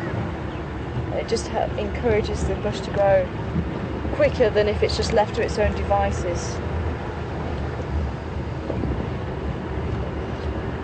Helps to heal it.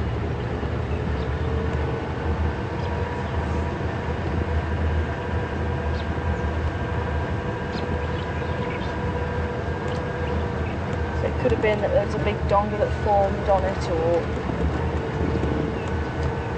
it's usually something like that, that there's been a lot of rain damage to it.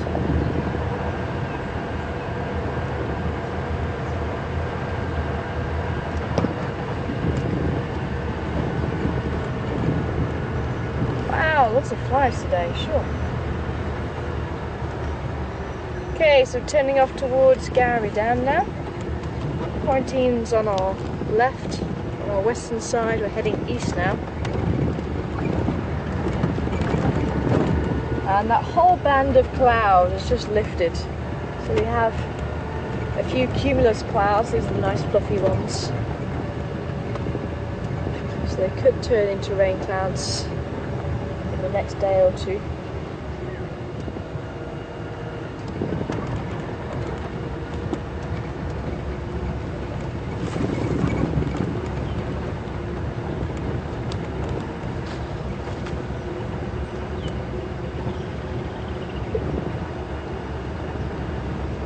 Still see a body in the dam.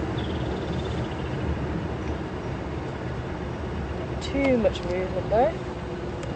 We have any tracks heading down there as well. Nice to catch up with an eddy again.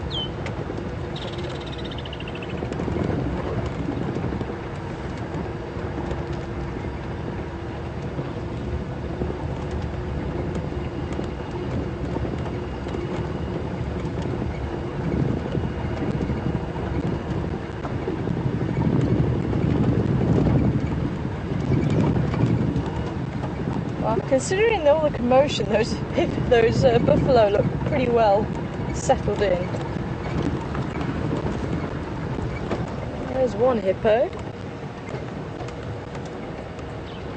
I'm just going to go around and get a different angle to the camera. Let's see where the other hippo went.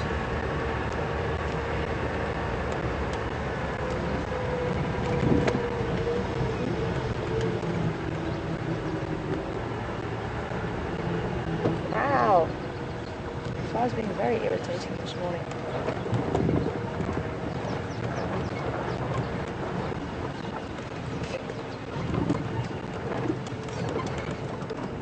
I've a bit of time watching how to swim.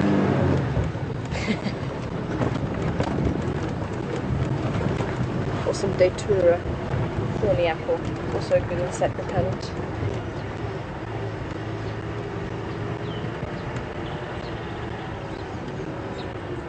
Where is the other hippo?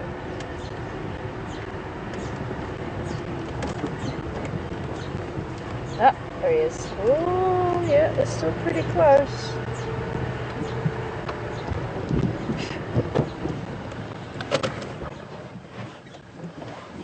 Now, boys, what's going on? Apparently, this is a decent sized dam, and both want to claim it.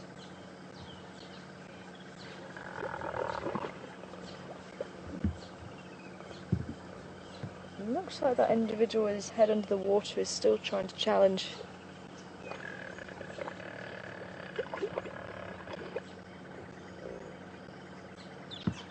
Challenge the hippo with his body out.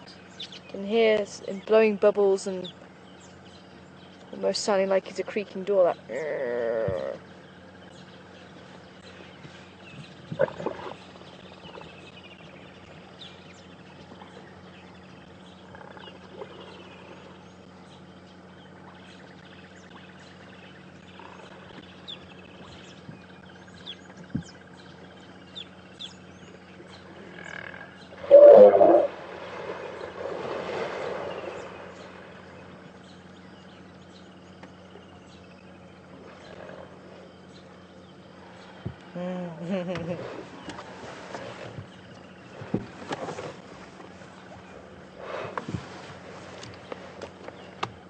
So I'd say the one that's challenging is possibly the hippo who was already here, and the intruder is the one on the right.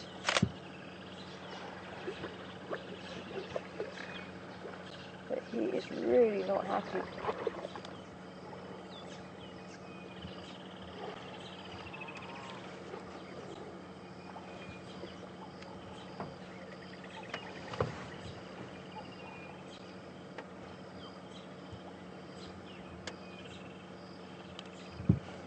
Hi Sally, Sally from Wisconsin again. And so I'd like to know how deep the water is as the hippo's standing.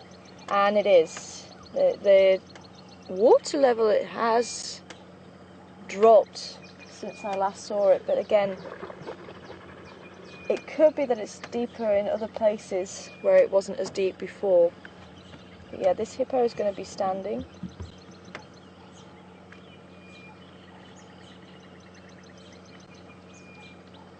but certainly in past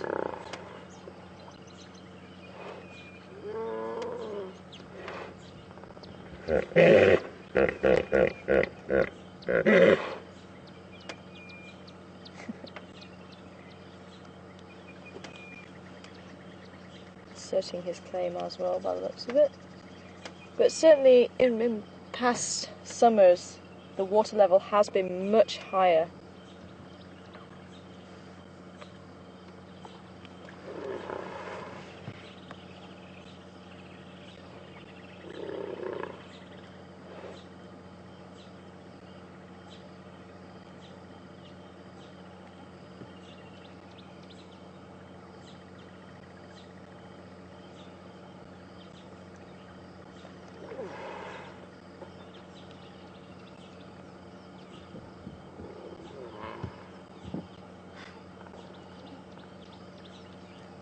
Hi Siberia! Siberia wanting to know if the hippos get too overloaded in the pools, will park rangers move the hippos? Nope, the hippos have to sort it out themselves. And the reason why you get an overload of hippos is probably because there's not as many dams available. So certainly as the winter goes on, there's going to be more and more hippos around, because I think it might be a dry winter unless we get a lot of rain over the next few weeks and we get the heavy downpours. Then it is that the dams are going to shrink in size and there's not going to be as many dams around available for hippos, so they will then start congregating in numbers, and the more hippo there are, the smaller the territory gets. So if there was a lot of hippos here, you would have maybe some of the males holding on a very small territory and you get a lot of fighting, and that's when again, if there's any babies in the way, or even other adult hippo, they can get injured because the males are just going for each other, and the tensions run high when they're sitting right on top of each other. So at the moment we've just got the 2 hippos. Now there's going to be a lot going on under the water that we can't hear and we can't see. Remember that all those sounds that we're hearing above water are going to be transmitted underwater as well, and there's going to be whines and whistles and clicks and things like that. It'd be interesting to get a microphone under there and hear all of that. And that's really what the researchers have been doing over the last few years, is actually listening to hippos making calls underwater, and I suppose that's something that they do share with their aquatic cousins, the whales. And the order's called Whippomorpha, probably one of the best orders. Whippomorpha.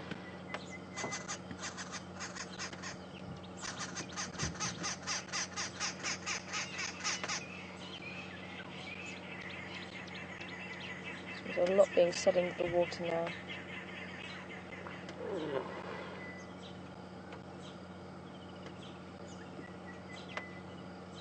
But I'm not so sure if this... It would have been interesting to have obviously seen the build-up to this, but I'm not convinced this intruder wants to take over the territory. I think it looks like the hippo that was already here is just getting really grumpy with the fact that there's another hippo here. Another male hippo.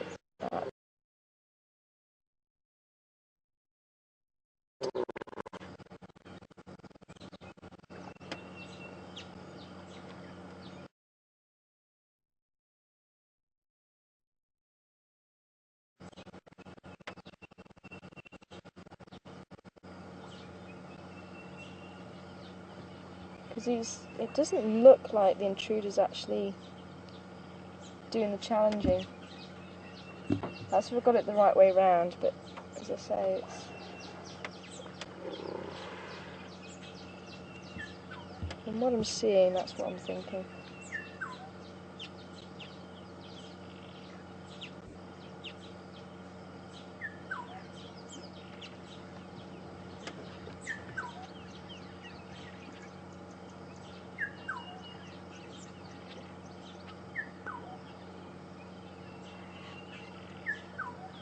And remember, the whiskers under the chin are also going to be involved in detecting the sounds of the water as well. Because you can see when they put the heads up, the ears come up, and then once the heads go back underwater, the ears fold over. So it stops any water getting into the ears. And if you look carefully as well, the nostrils also close.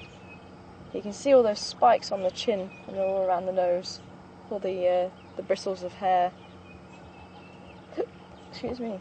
And that's basically what happens in your ear. You've got hair in your ear, and as the vibrations in the air push the hairs backwards and forwards, that creates the signal. And that's how we hear, very, very basically. But it'll be the same with the hairs on the chin. So as the water vibrates against the hairs on the chin, it'll create a signal.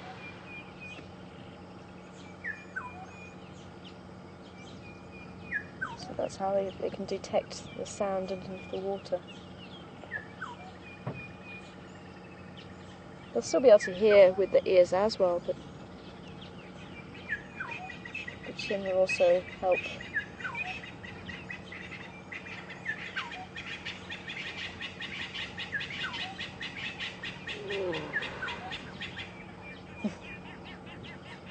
Something tells me this is probably going to go on all day.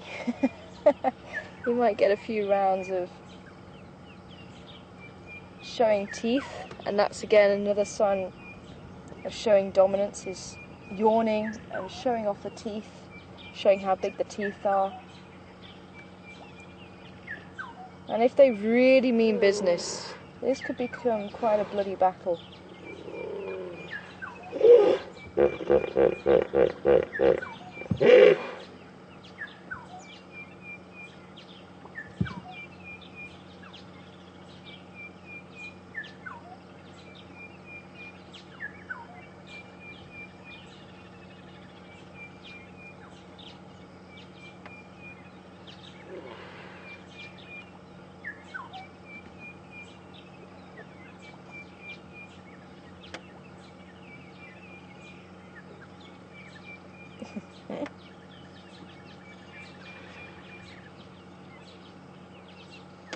The buffalo are probably just happy that it's not focused on them.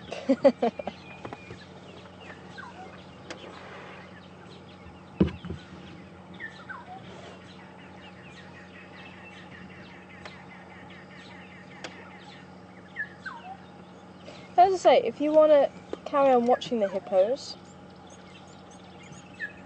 then you can keep watching them on the Djuma waterhole camera. And that's running 24/7, and I'll see if I can actually stop so we can actually have a look at where the camera is for you, so you can see where it's positioned in the tree in relation to the pool. I'll just give them 5 more minutes. Because it is interesting watching what the behaviour is like and what they're doing, but as I say, I think this is probably going to go on all day.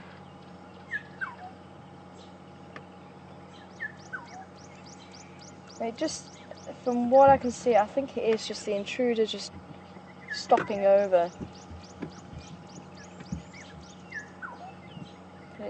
There's no females really to fight over, it is just the dam at this stage.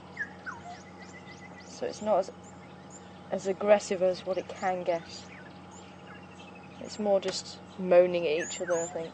Well, certainly, from what I can see, I think it's the owner of the dam at this stage, just moaning the fact that there's an intruder that's come in. He's just being very upset and grumpy about it.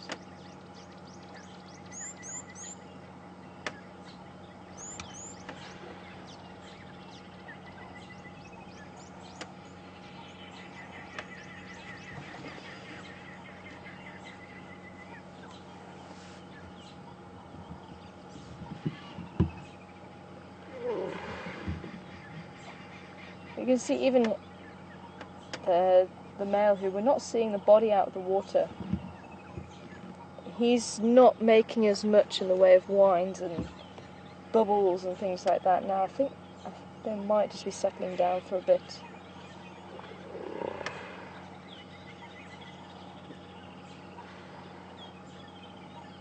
We are getting slightly closer again. We'll just give them another 5 minutes. There we go. They're starting to round up again.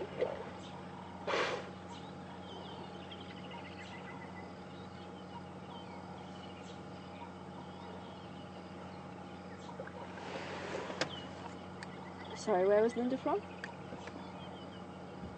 Hi, Linda. Linda from Ohio. Good to have you on board, Linda. And Linda wanting to know, can they tire out or will they keep going? And animals can be very stubborn. If they very well match and none of them back down, they will keep going even to exhaustion. They will keep going. And so the intruder isn't backing off. It looked like they were getting close together again and thought they were going to round off again, but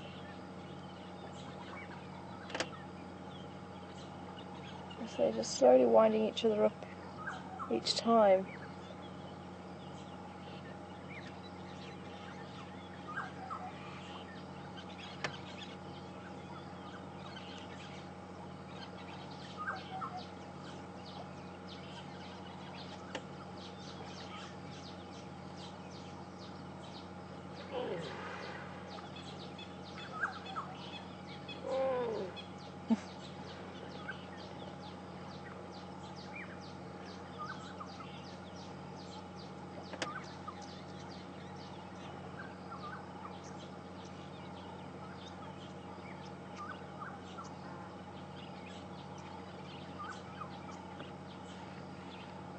Well, I think maybe we'll just carry on, maybe through to Buffalo's Hook, and maybe make another turn back here in a little while.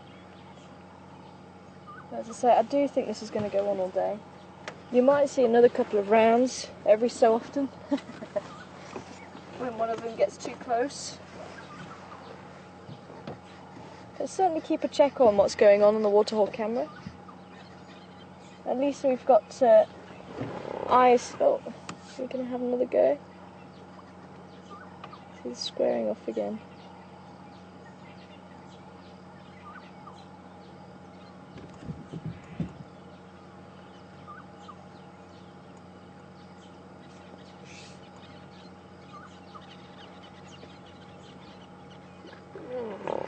And you see, he's getting a little bit closer. Or is he moving away now? Yeah, he's starting to move away.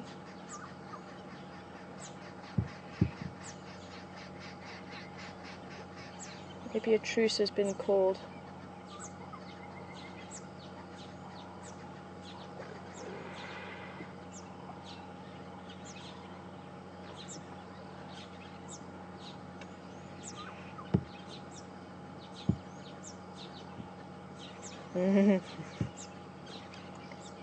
Well, it's coming back round.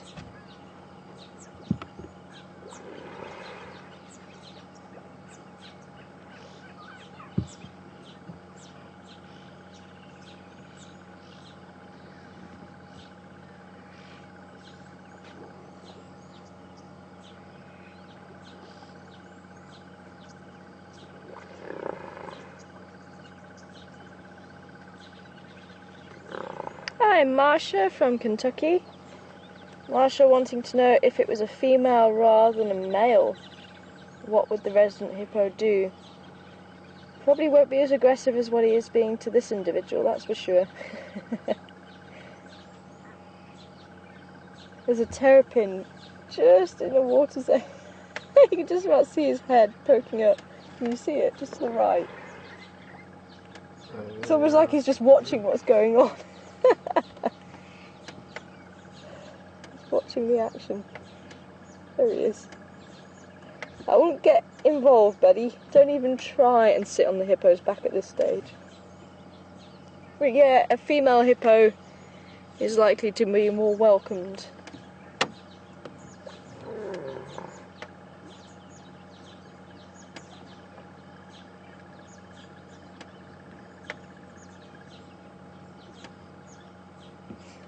But as I say, it's just, I might have it wrong. That the one that's making all the song and dance could be the intruder, but it doesn't ring true for me. It's more likely that the one that's making a big song and dance about it all is the owner of the dam.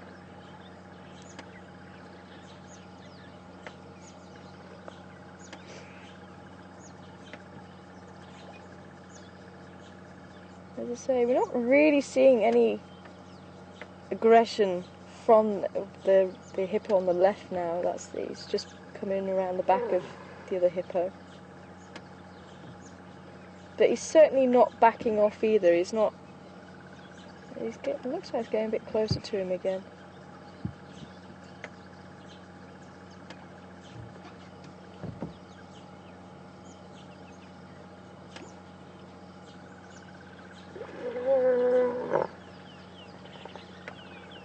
Looks like he's antagonising him.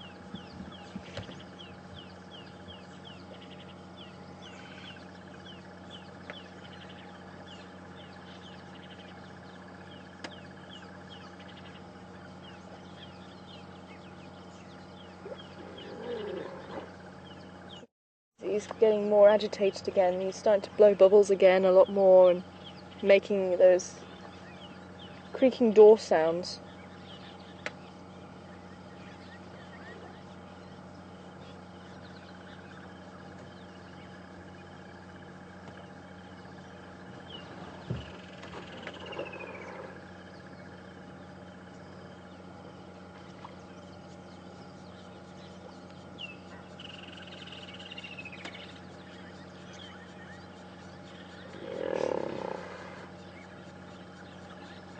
Hi BJ, good to hear you on board. BJ would like to know about the ticks. The hippos spend so much time in the water, do they still pick up ticks when they're on land? And do they not drown when they go back in the water? And they do pick up the ticks when they go in search of food. They're grazers, so they'll be walking through the bush and the ticks will latch on as they walk past, as they do with other animals. And the ticks, once they've got the head buried in the skin, will be drinking the blood, and obviously they will breathe through the rear end.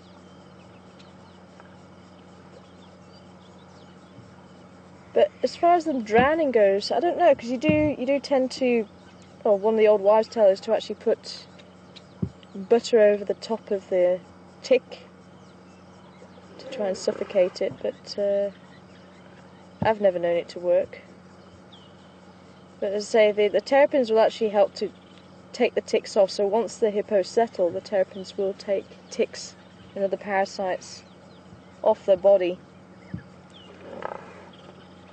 So even if the ticks do drown, there'll still be some food for the terrapins around where the hippos are lying, I suppose. And any that are on the body where it's not submerged, the oxpeckers might get. Because you do see the oxpeckers occasionally on the backs, but certainly more so when they're half out the water sunbathing.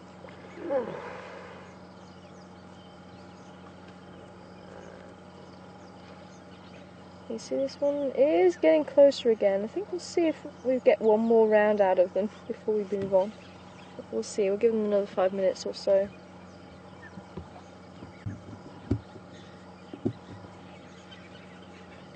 I'd say he's definitely not backing down.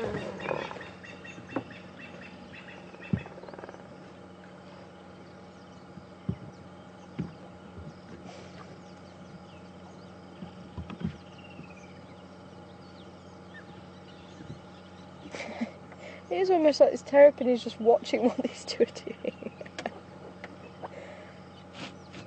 You'll often find the terrapins climbing onto the hippos' backs, using them as a log to sunbathe on. As I say, I wouldn't get involved right now, buddy.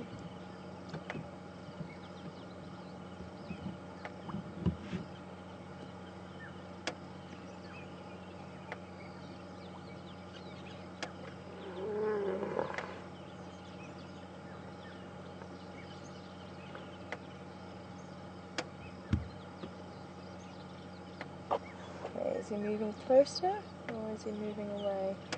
I'm trying to work out where those ripples are going.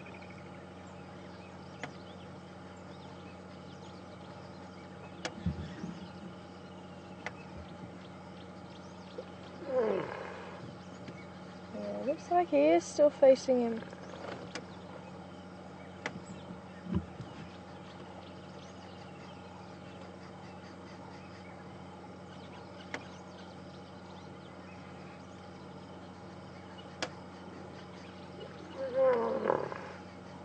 Maybe this male on the left is actually playing the long game.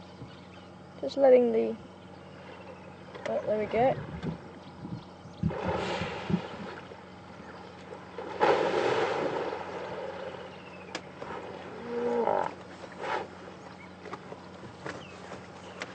You see, arching his neck, so he's actually had quite a dominant posture there, the hippo on the left.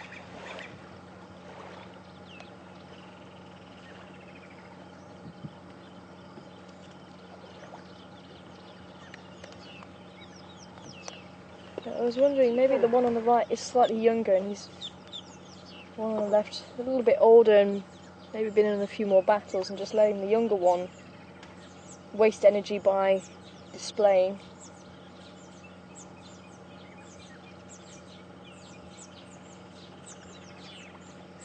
Could well be. But again, it was the one on the right that was actually charging forward, the one on the left just defended.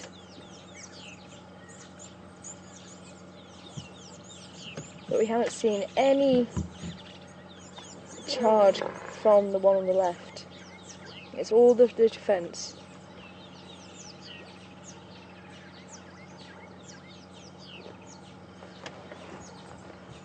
Can you repeat who that's from?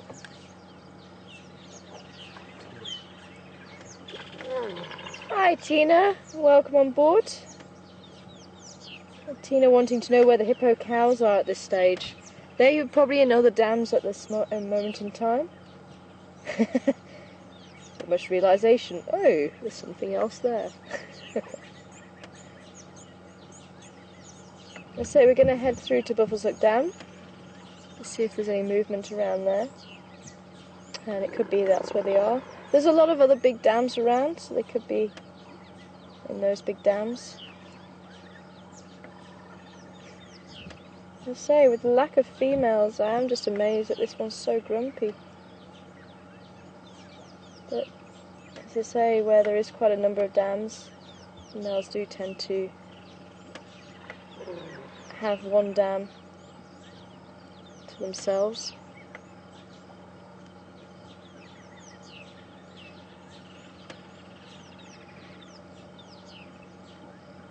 But yeah, I wonder if this male's going to play the long game.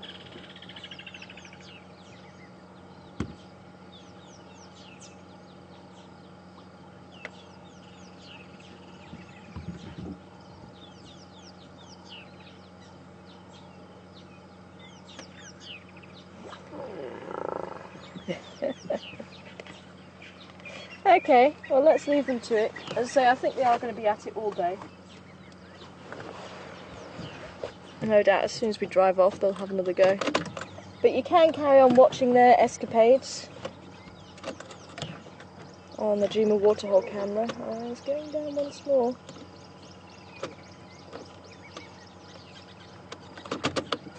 We're getting a bit close again.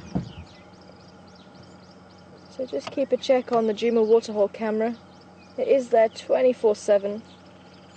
And we do have the zoomies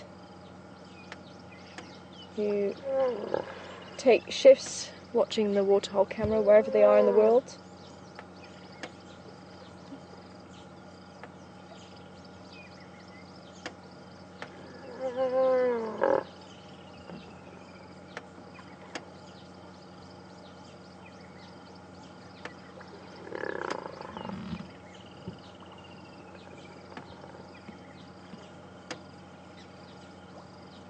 As I say, it doesn't look like he's antagonising it, but it could just be that he is underwater and he's calling.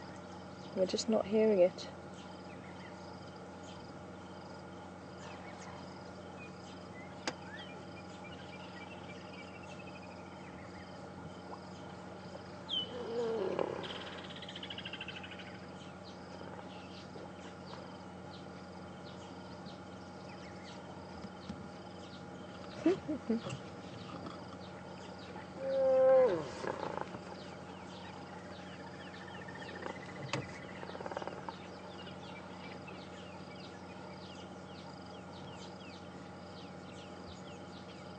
And again, when they're being threatening, they'll actually stand right up and arch the backs and arch the necks and just make themselves look as big as possible.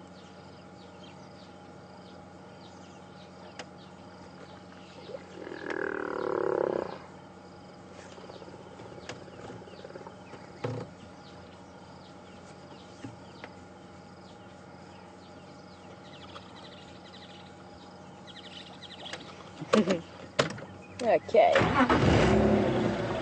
Well, keep watching, folks. I don't know if we're able just to pan around just to show you where the camera is. Okay. Let's see if we can get into a better angle then.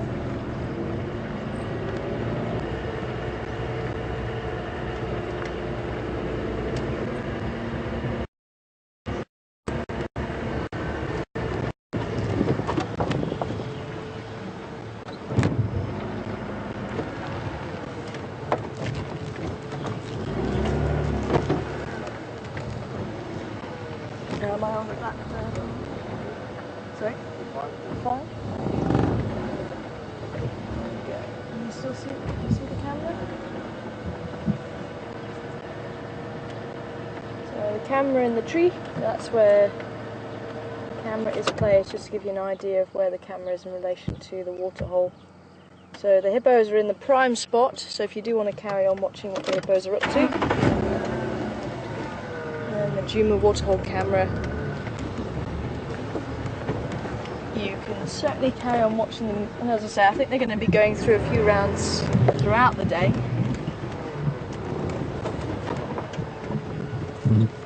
Emily and Virginia, welcome on board this morning. I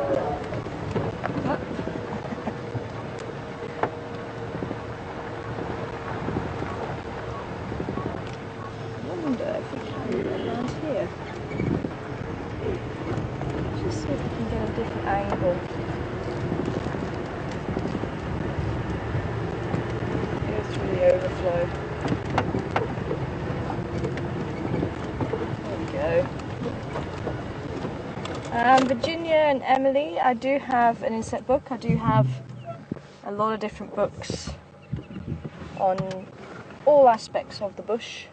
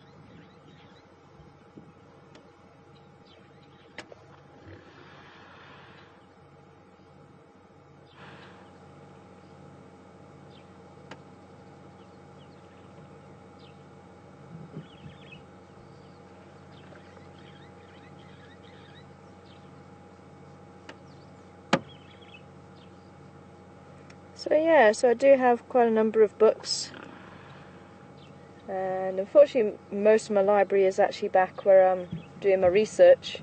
Just brought a couple of books with me. My tracking book and my bird book go everywhere with me. But there are a number of very nice insect books available.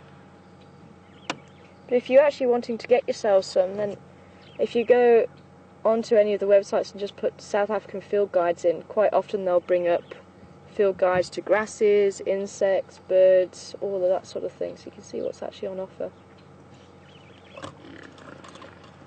So as soon as the back's turned, I'm sure they'll have another round.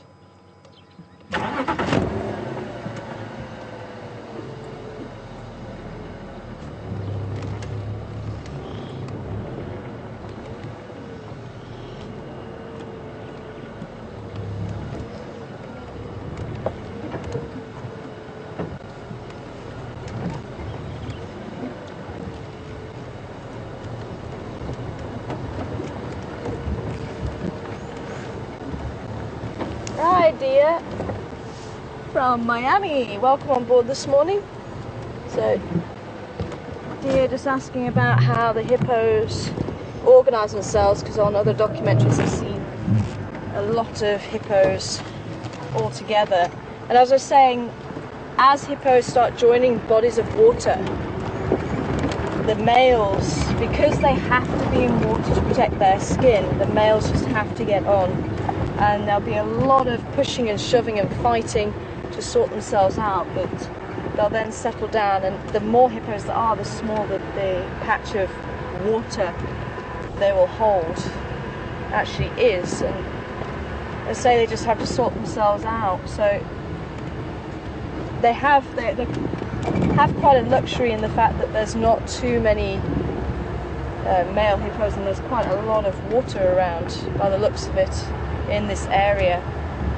So they do have that luxury of having one hippo in the dam at each time. But as I say, I think this obviously the intruder came in, and the resident hippo decided, I don't want you joining me here, thank you. But yeah, places like Luanga, the Luanga Valley, there is a ridiculous amount of hippos there. And as I say, the males, the tensions do run high, and they do have to have a very, very small patch of water to hold as their territory. And it does get to the stage where there's just too many hippos and not enough water, and unfortunately the ones that aren't dominant enough to have a patch of water end up getting kicked out completely, and unfortunately don't do very well on the land in the hot sun, and they do perish. Because that is why hippos do retreat to water, to protect their skin. It is sensitive to the sun. They do have a substance that they secrete from glands in their skin that makes them look like they're bleeding pink, and it does actually oxidise. As soon as it touches the air, it oxidises and turns this pinky red colour. And it does have an antibacterial, antifungal property about it to help try and keep the skin in good condition and stop the fungus growing on it and bacteria.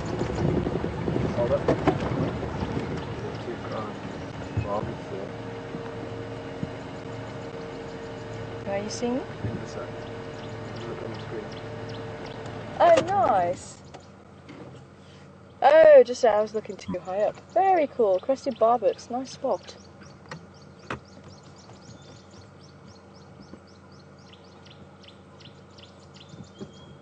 So it looks like he's been attacked by a paintbrush. Splash of yellows and reds all over the body and the eyes.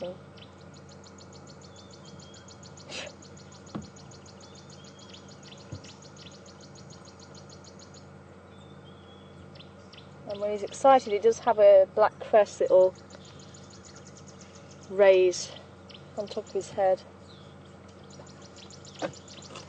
Very, very cool.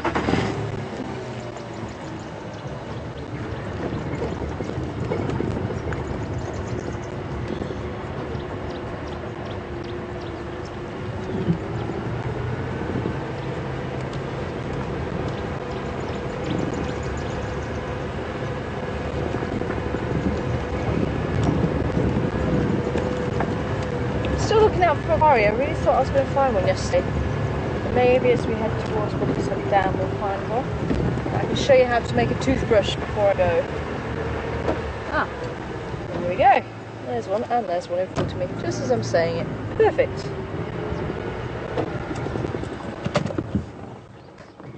So as I say, if you know where to look, the bush can provide you with medicines, cosmetics if you really want them, all those sorts of things, food. You can produce shelter. Also, if, hopefully some of you who weren't joining me on the drive where I made the rope, you hopefully can see the video for that. If I see another opportunity, then I'll see if I can make some more rope for you for those that missed it.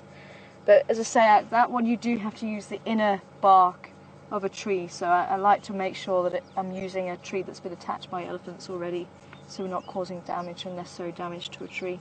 But obviously in a survival situation, then you would go for a nice supple inner bark.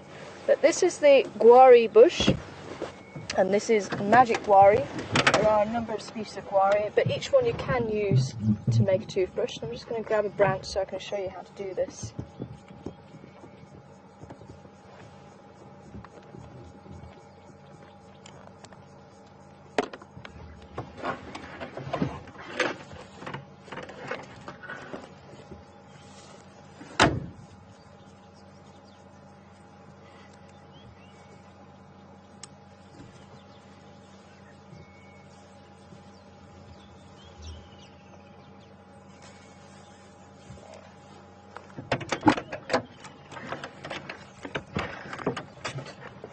So, you take your branch. Like I say, it's quite a nice thick bush, so you don't need to worry too much about having a little branch go missing. So the first thing you need to do is just take off the bark. And obviously, when you're in a survival situation, you can spend some time and make yourself a nice toothbrush, or you can make one daily, it's up to you. And then just cut off the top so it's nice and flat.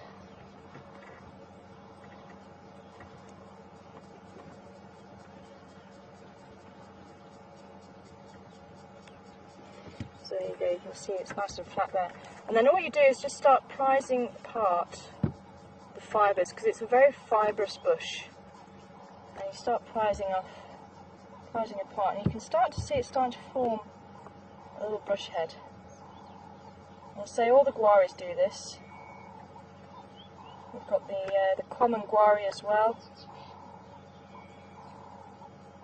and the blue guari. Blue guari makes a good one.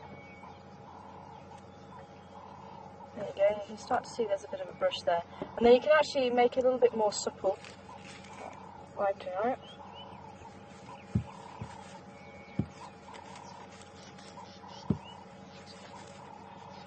There we go.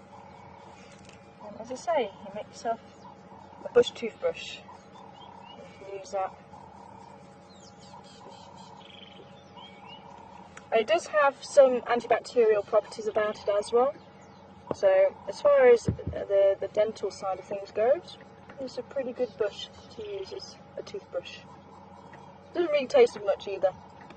So, but you can see the leaves are quite wavy, and that's very characteristic of the magic guari. And apparently if you are any good at divining water, it is very good for that as well. Apparently you take the two branches from the magic guari and you can actually divine water, and that's where it gets its Latin name from, divinorum. Euclea divinorum. But as far as I know, it's only the magic guari that gets used for that. There you go. Toothbrush bush. Actually, did you get a close up of the bush itself? Yeah. The head. Ooh.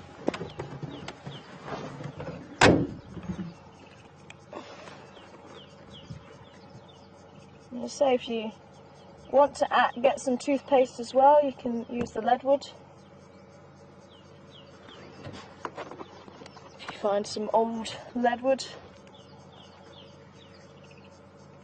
you set fire to it, it makes good coals. It's obviously going to be taking quite a long time to produce those coals, so you need to make a fire and then put the leadwood log on it and allow the log to catch fire, and it'll take quite a while. But once it gets going, it produces coals that will stay hot for very long, and that's when cooking coals. So you like to have hardwood for that, and the softwood actually helps to get the fire going in the first place. So that creates the heat to allow you to burn your thicker piece of wood and the heavier piece of wood for the cooking coals. And then afterwards you get the ash, mix it around with a bit of water, get your bush toothbrush, and then you can brush your teeth.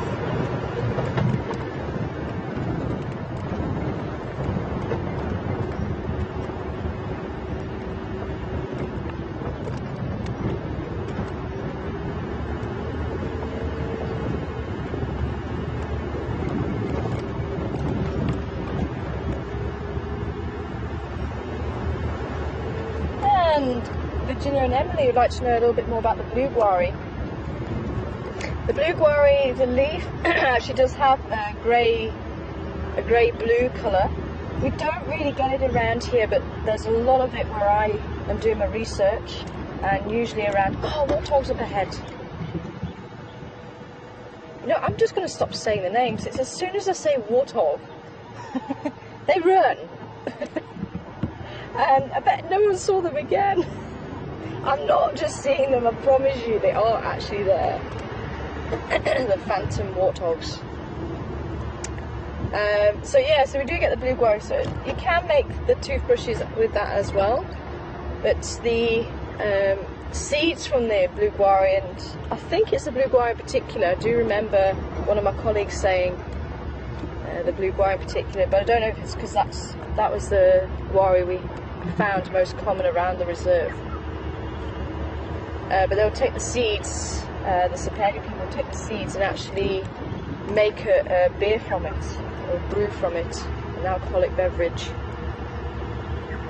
And his eyes lit up when he was talking about it, so apparently it was a good one.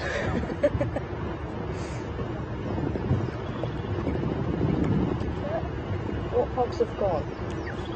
Can you believe it?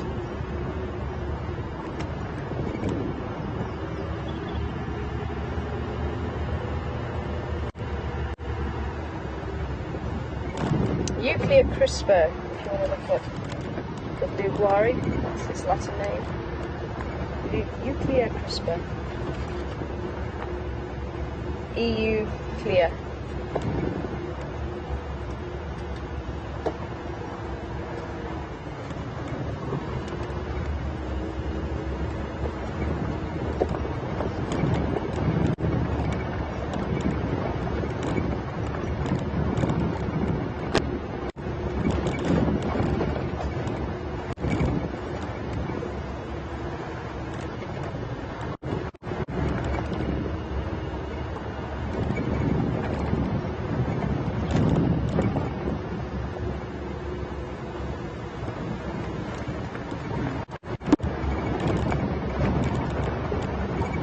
So we're heading along Central. We're going to head up towards Scuffleshook Dam. Hopefully we won't lose you through this dip here, but we should get you from the other side if we do.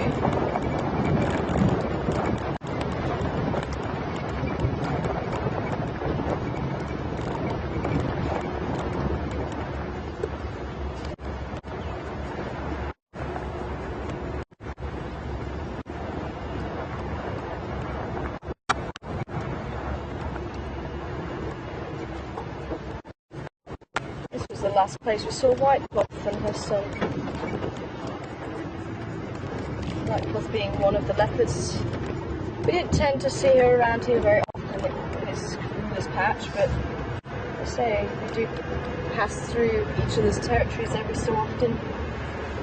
As long as they're submissive and they're not trying to take over the territory, they're generally okay to pass through.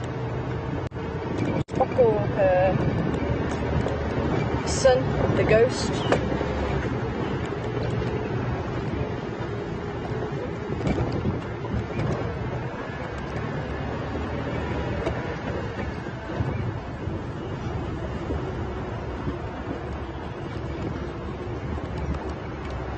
So she was quite an old lady. She got up to about 19 years old as well. Very old for a leopard, usually roughly around the 16, 17 mark. Very old for a leopard.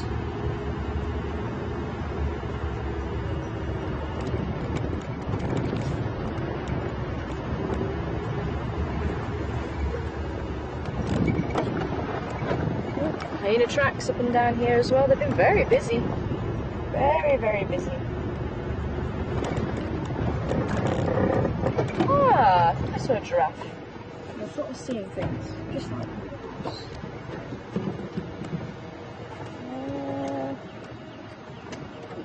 Not going to make it easy for me, are you, giraffe? There, straight through there. Can you see them? See that gap? Fortunately, there's a lot of bush around, so it's just a little bit too high to see them through that gap. And move forward, hopefully get that gap a little bit further forward for you. There.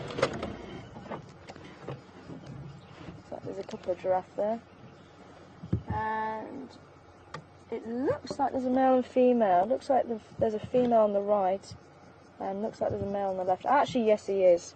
You can see he's actually got his head down and testing to see if she's in estrus. Can you see he's doing what's called the Flehrman grimace, pulling his lips back,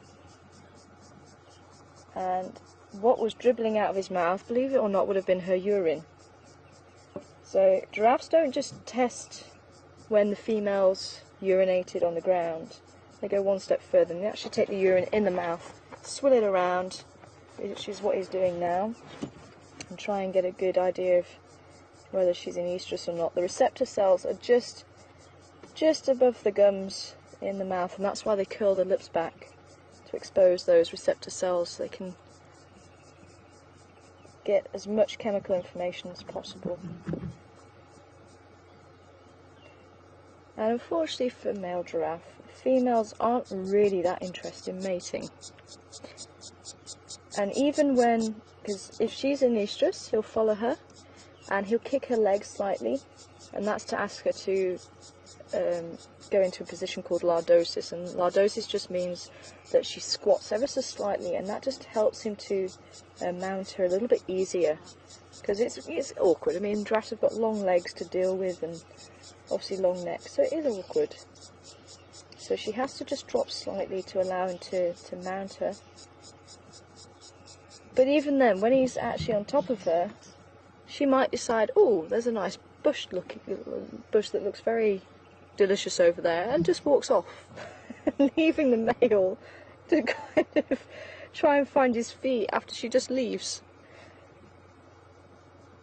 You've got to feel sorry for them. But what made me realise he was a male is the size of those ossicones, and it was actually quite nice to see the comparison. The females' horns are ossicones, as they're called, and they're nice and long and thin, and the male's quite short and fat. And on the female, the fur on top is still present, and on the male they tend to wear down because of the fighting that happens between the males. They use their heads. It's like a battering ram to each other. And the fur on top of those ossicones actually rubs down over time. And you can see he's actually got quite a lot of growth around his head, and that's also calcifications. So again, as they fight, these calcified lumps form to help protect the head. It forms like an extra layer, a crash helmet, to protect the skull and the brain. Whereas the females don't fight, so you don't get those growths all over the head and between the eyes.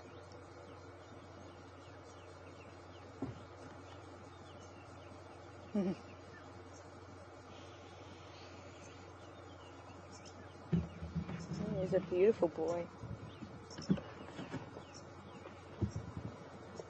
And of course, just like other animals that use their heads when they're fighting, the horns play quite an important role. Like with most males, the horns do have to be short and fat to be robust, so they don't snap while they're fighting. So there's generally a much wider part of the horn, especially at the base, just to be robust, compared to the females. The females don't use theirs for fighting, usually just for defense. So that's why they can afford to be slender and quite often longer because of it.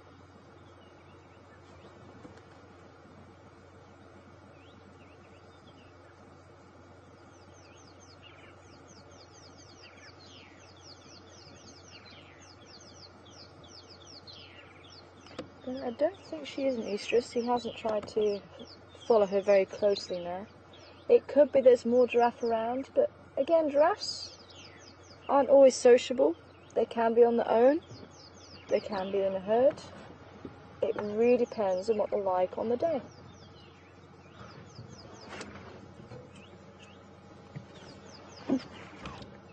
Okay, well, let's carry on then.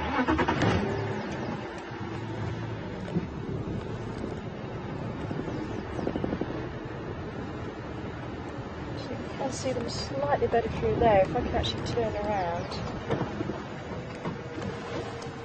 into this gap here, a few of them.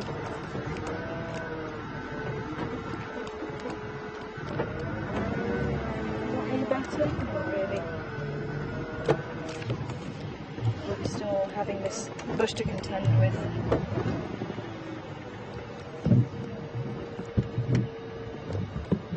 Is it about the same?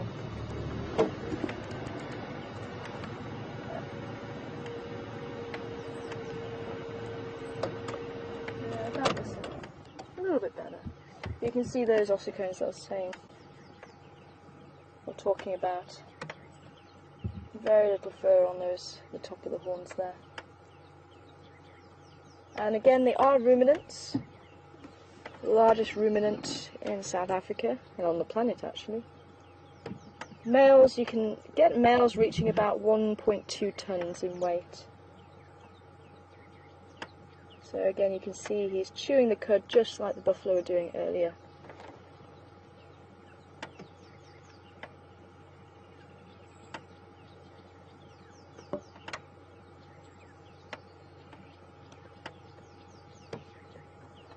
Yeah, I don't think he thinks the female's an oestrus, so let's see if we can get to the dam before the end of the day.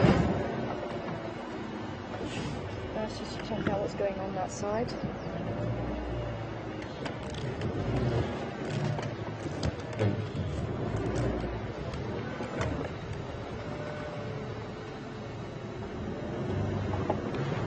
Hi, Claire in New York. Welcome on board. And Claire would like to know, is it true that the giraffes have a very high blood pressure so that the blood can get to the brain? And yes, it is, Claire. And I do have it written down somewhere. I think it's somewhere in the region of 240 over 80, if that means anything to you guys. But I'll double check that. I do have that written down. So I do remember someone actually sending that in last time and saying they were actually there when they took the blood pressure of a giraffe, which was quite amazing. But they also have a few adaptations to allow them to deal with that pressure as well. Now, in your vein, you have valves, and that's to stop any blood flowing backwards. So in arteries, the blood gets pumped from the heart, and there's enough pressure to get the blood out and to the extremities. But as it cycles back, it loses that momentum because obviously it's further away from the heart. So these valves actually stop the blood from going backwards. Now, in the giraffe, they have valves in the arteries, which is not normal. We don't normally have valves in the arteries, so it's in the neck, so that when the giraffe puts its head down, the blood doesn't rush straight to its head and kill the giraffe because it's under so much pressure. So these valves in the artery actually help to slow the blood down. So when the giraffe puts its head down to drink, for example, or picks a bone up from the ground, because they do eat bone to get calcium and phosphorus. And it's the funniest thing, you can see the giraffe pulling very funny faces because they'll pick a small bit of bone up. They don't tend to go for big pieces. They'll pick a small bit of bone up and they'll use the molars at the back of the mouth to chew it. So they have a very, very funny look to them when they're doing it. So if you do have a giraffe pulling a face at you, just check to see if it doesn't have a bone in its mouth.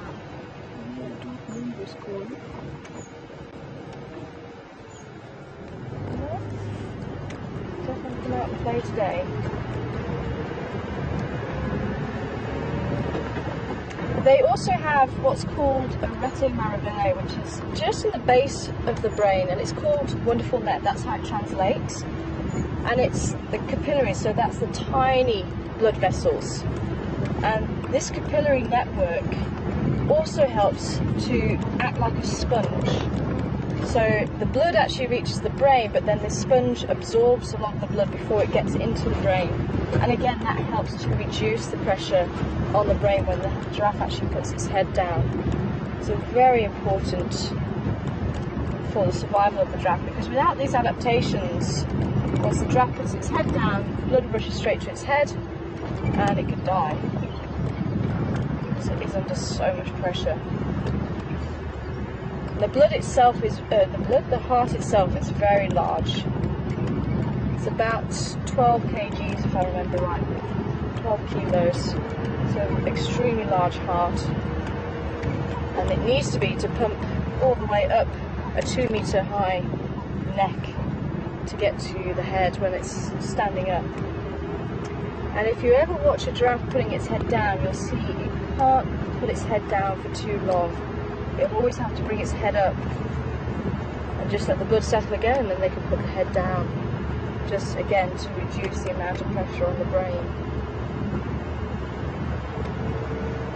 They also can't lie down.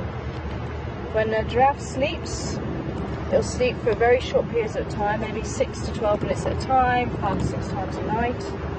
And they'll either sit down with the head up, or put the head up. If it's a really deep sleep, they'll actually turn the head around and put it on the back, but it can't go and rest its head on the ground.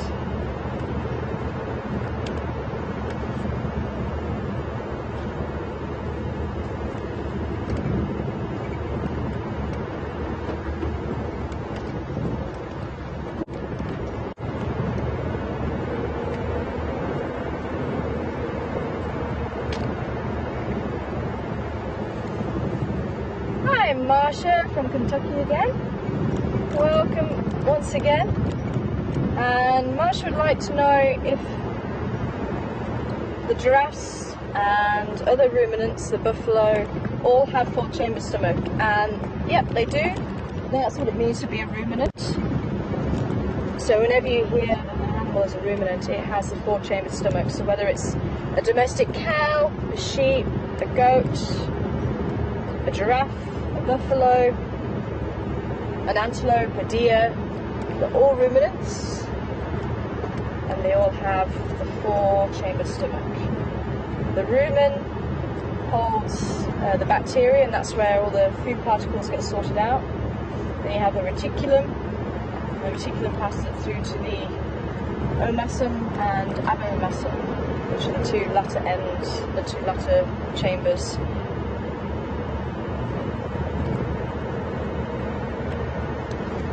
So the ruminants have a 4-chamber stomach. They digest in the stomach, whereas the hindgut fermenters, like the elephants and the rhinos, they don't. They'll still have an acidic stomach and particles will pass through it. But when it comes to breaking down the cellulose in the grass, they'll actually have their bacteria between the large intestine and the small intestine, and it's in that little organ that we've pretty much stopped using, the appendix, and in animals it's called a cecum.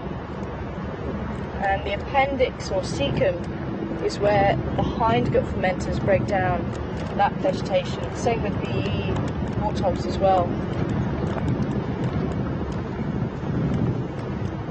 So they actually do lose a lot of goodness, because the chamber where they get the cellulose broken down is between the large intestine and the small intestine, and the intestines are used to absorb all the nutrition and everything. So they've already lost one section of that because the food has passed through to the cecum, so they've only got the large intestine to absorb the rest of the goodness that comes out.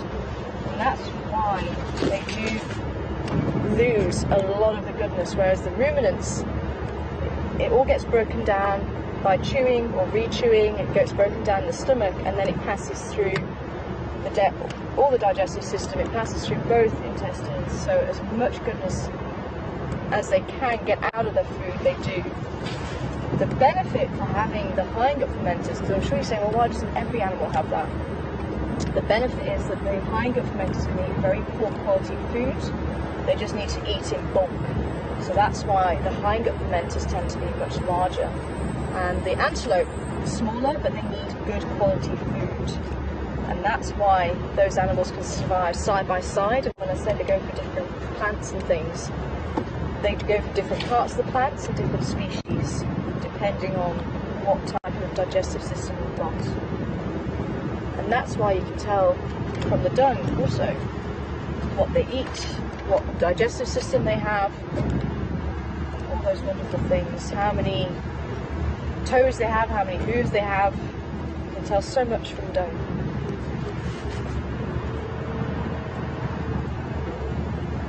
And obviously how healthy the animal is. If the dung is runny and odd coloured, you know animal is not well. When I was looking after animals in captivity, that was part of the morning meeting, was to discuss the dung of your animals. I suppose that's where my interest started, because you could tell so much from the dung. Say, no, this animal's dung is looking good, we're all good. Or no, this animal's dung is not looking good, there's a bit of a problem there, we need to get it to the vet. And then Kingfisher! Right shock of the moon. There he goes.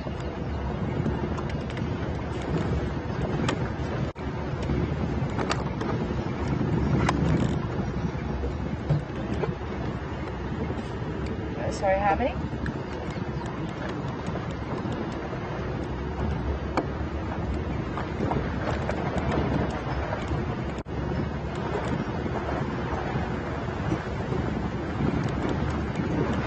There's the old blackwood. Old man of the bush.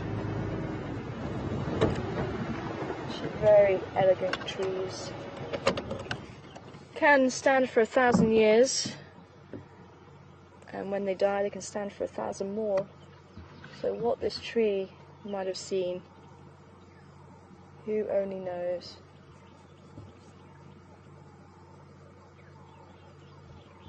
So this is the tree where you can get the firewood from. I think it's actually protected now, so you'd have to find bits of the tree on the ground. You can't go cutting down the leadwoods.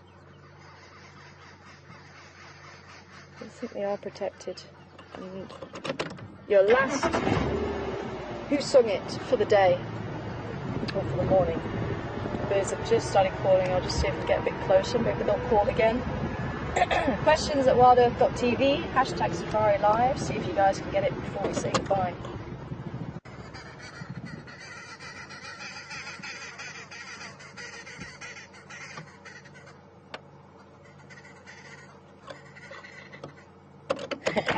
Always have a lot to say. Who sung it? Oh, looks like we had a civet around here last night.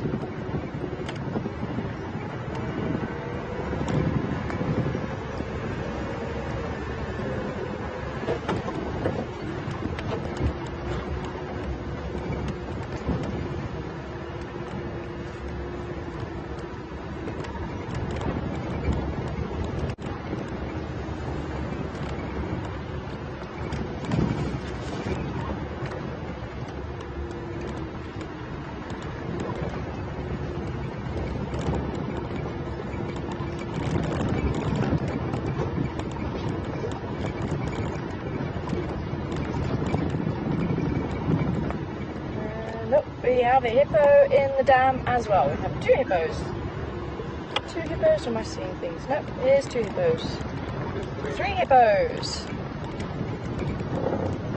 There we go. Looks like we've got a small family here. See, getting on much better than the boys are.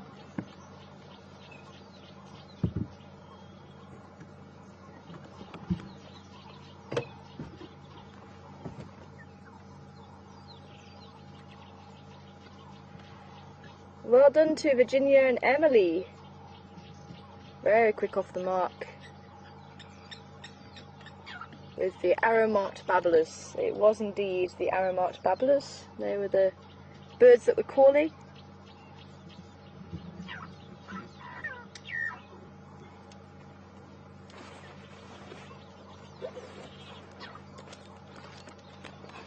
And if I can quickly show you. And Raisa as well. Well done, Raisa. So for those of you who haven't seen the badges yet, this guy here. Black orange eye and white on his breast. But unfortunately we have come to the end of the drive. It's been wonderful hearing from you all this morning. And do try and join us if you can, wherever you are in the world, for this afternoon's game drive. From myself and the rest of the crew here at Wild Earth, take care and goodbye for now.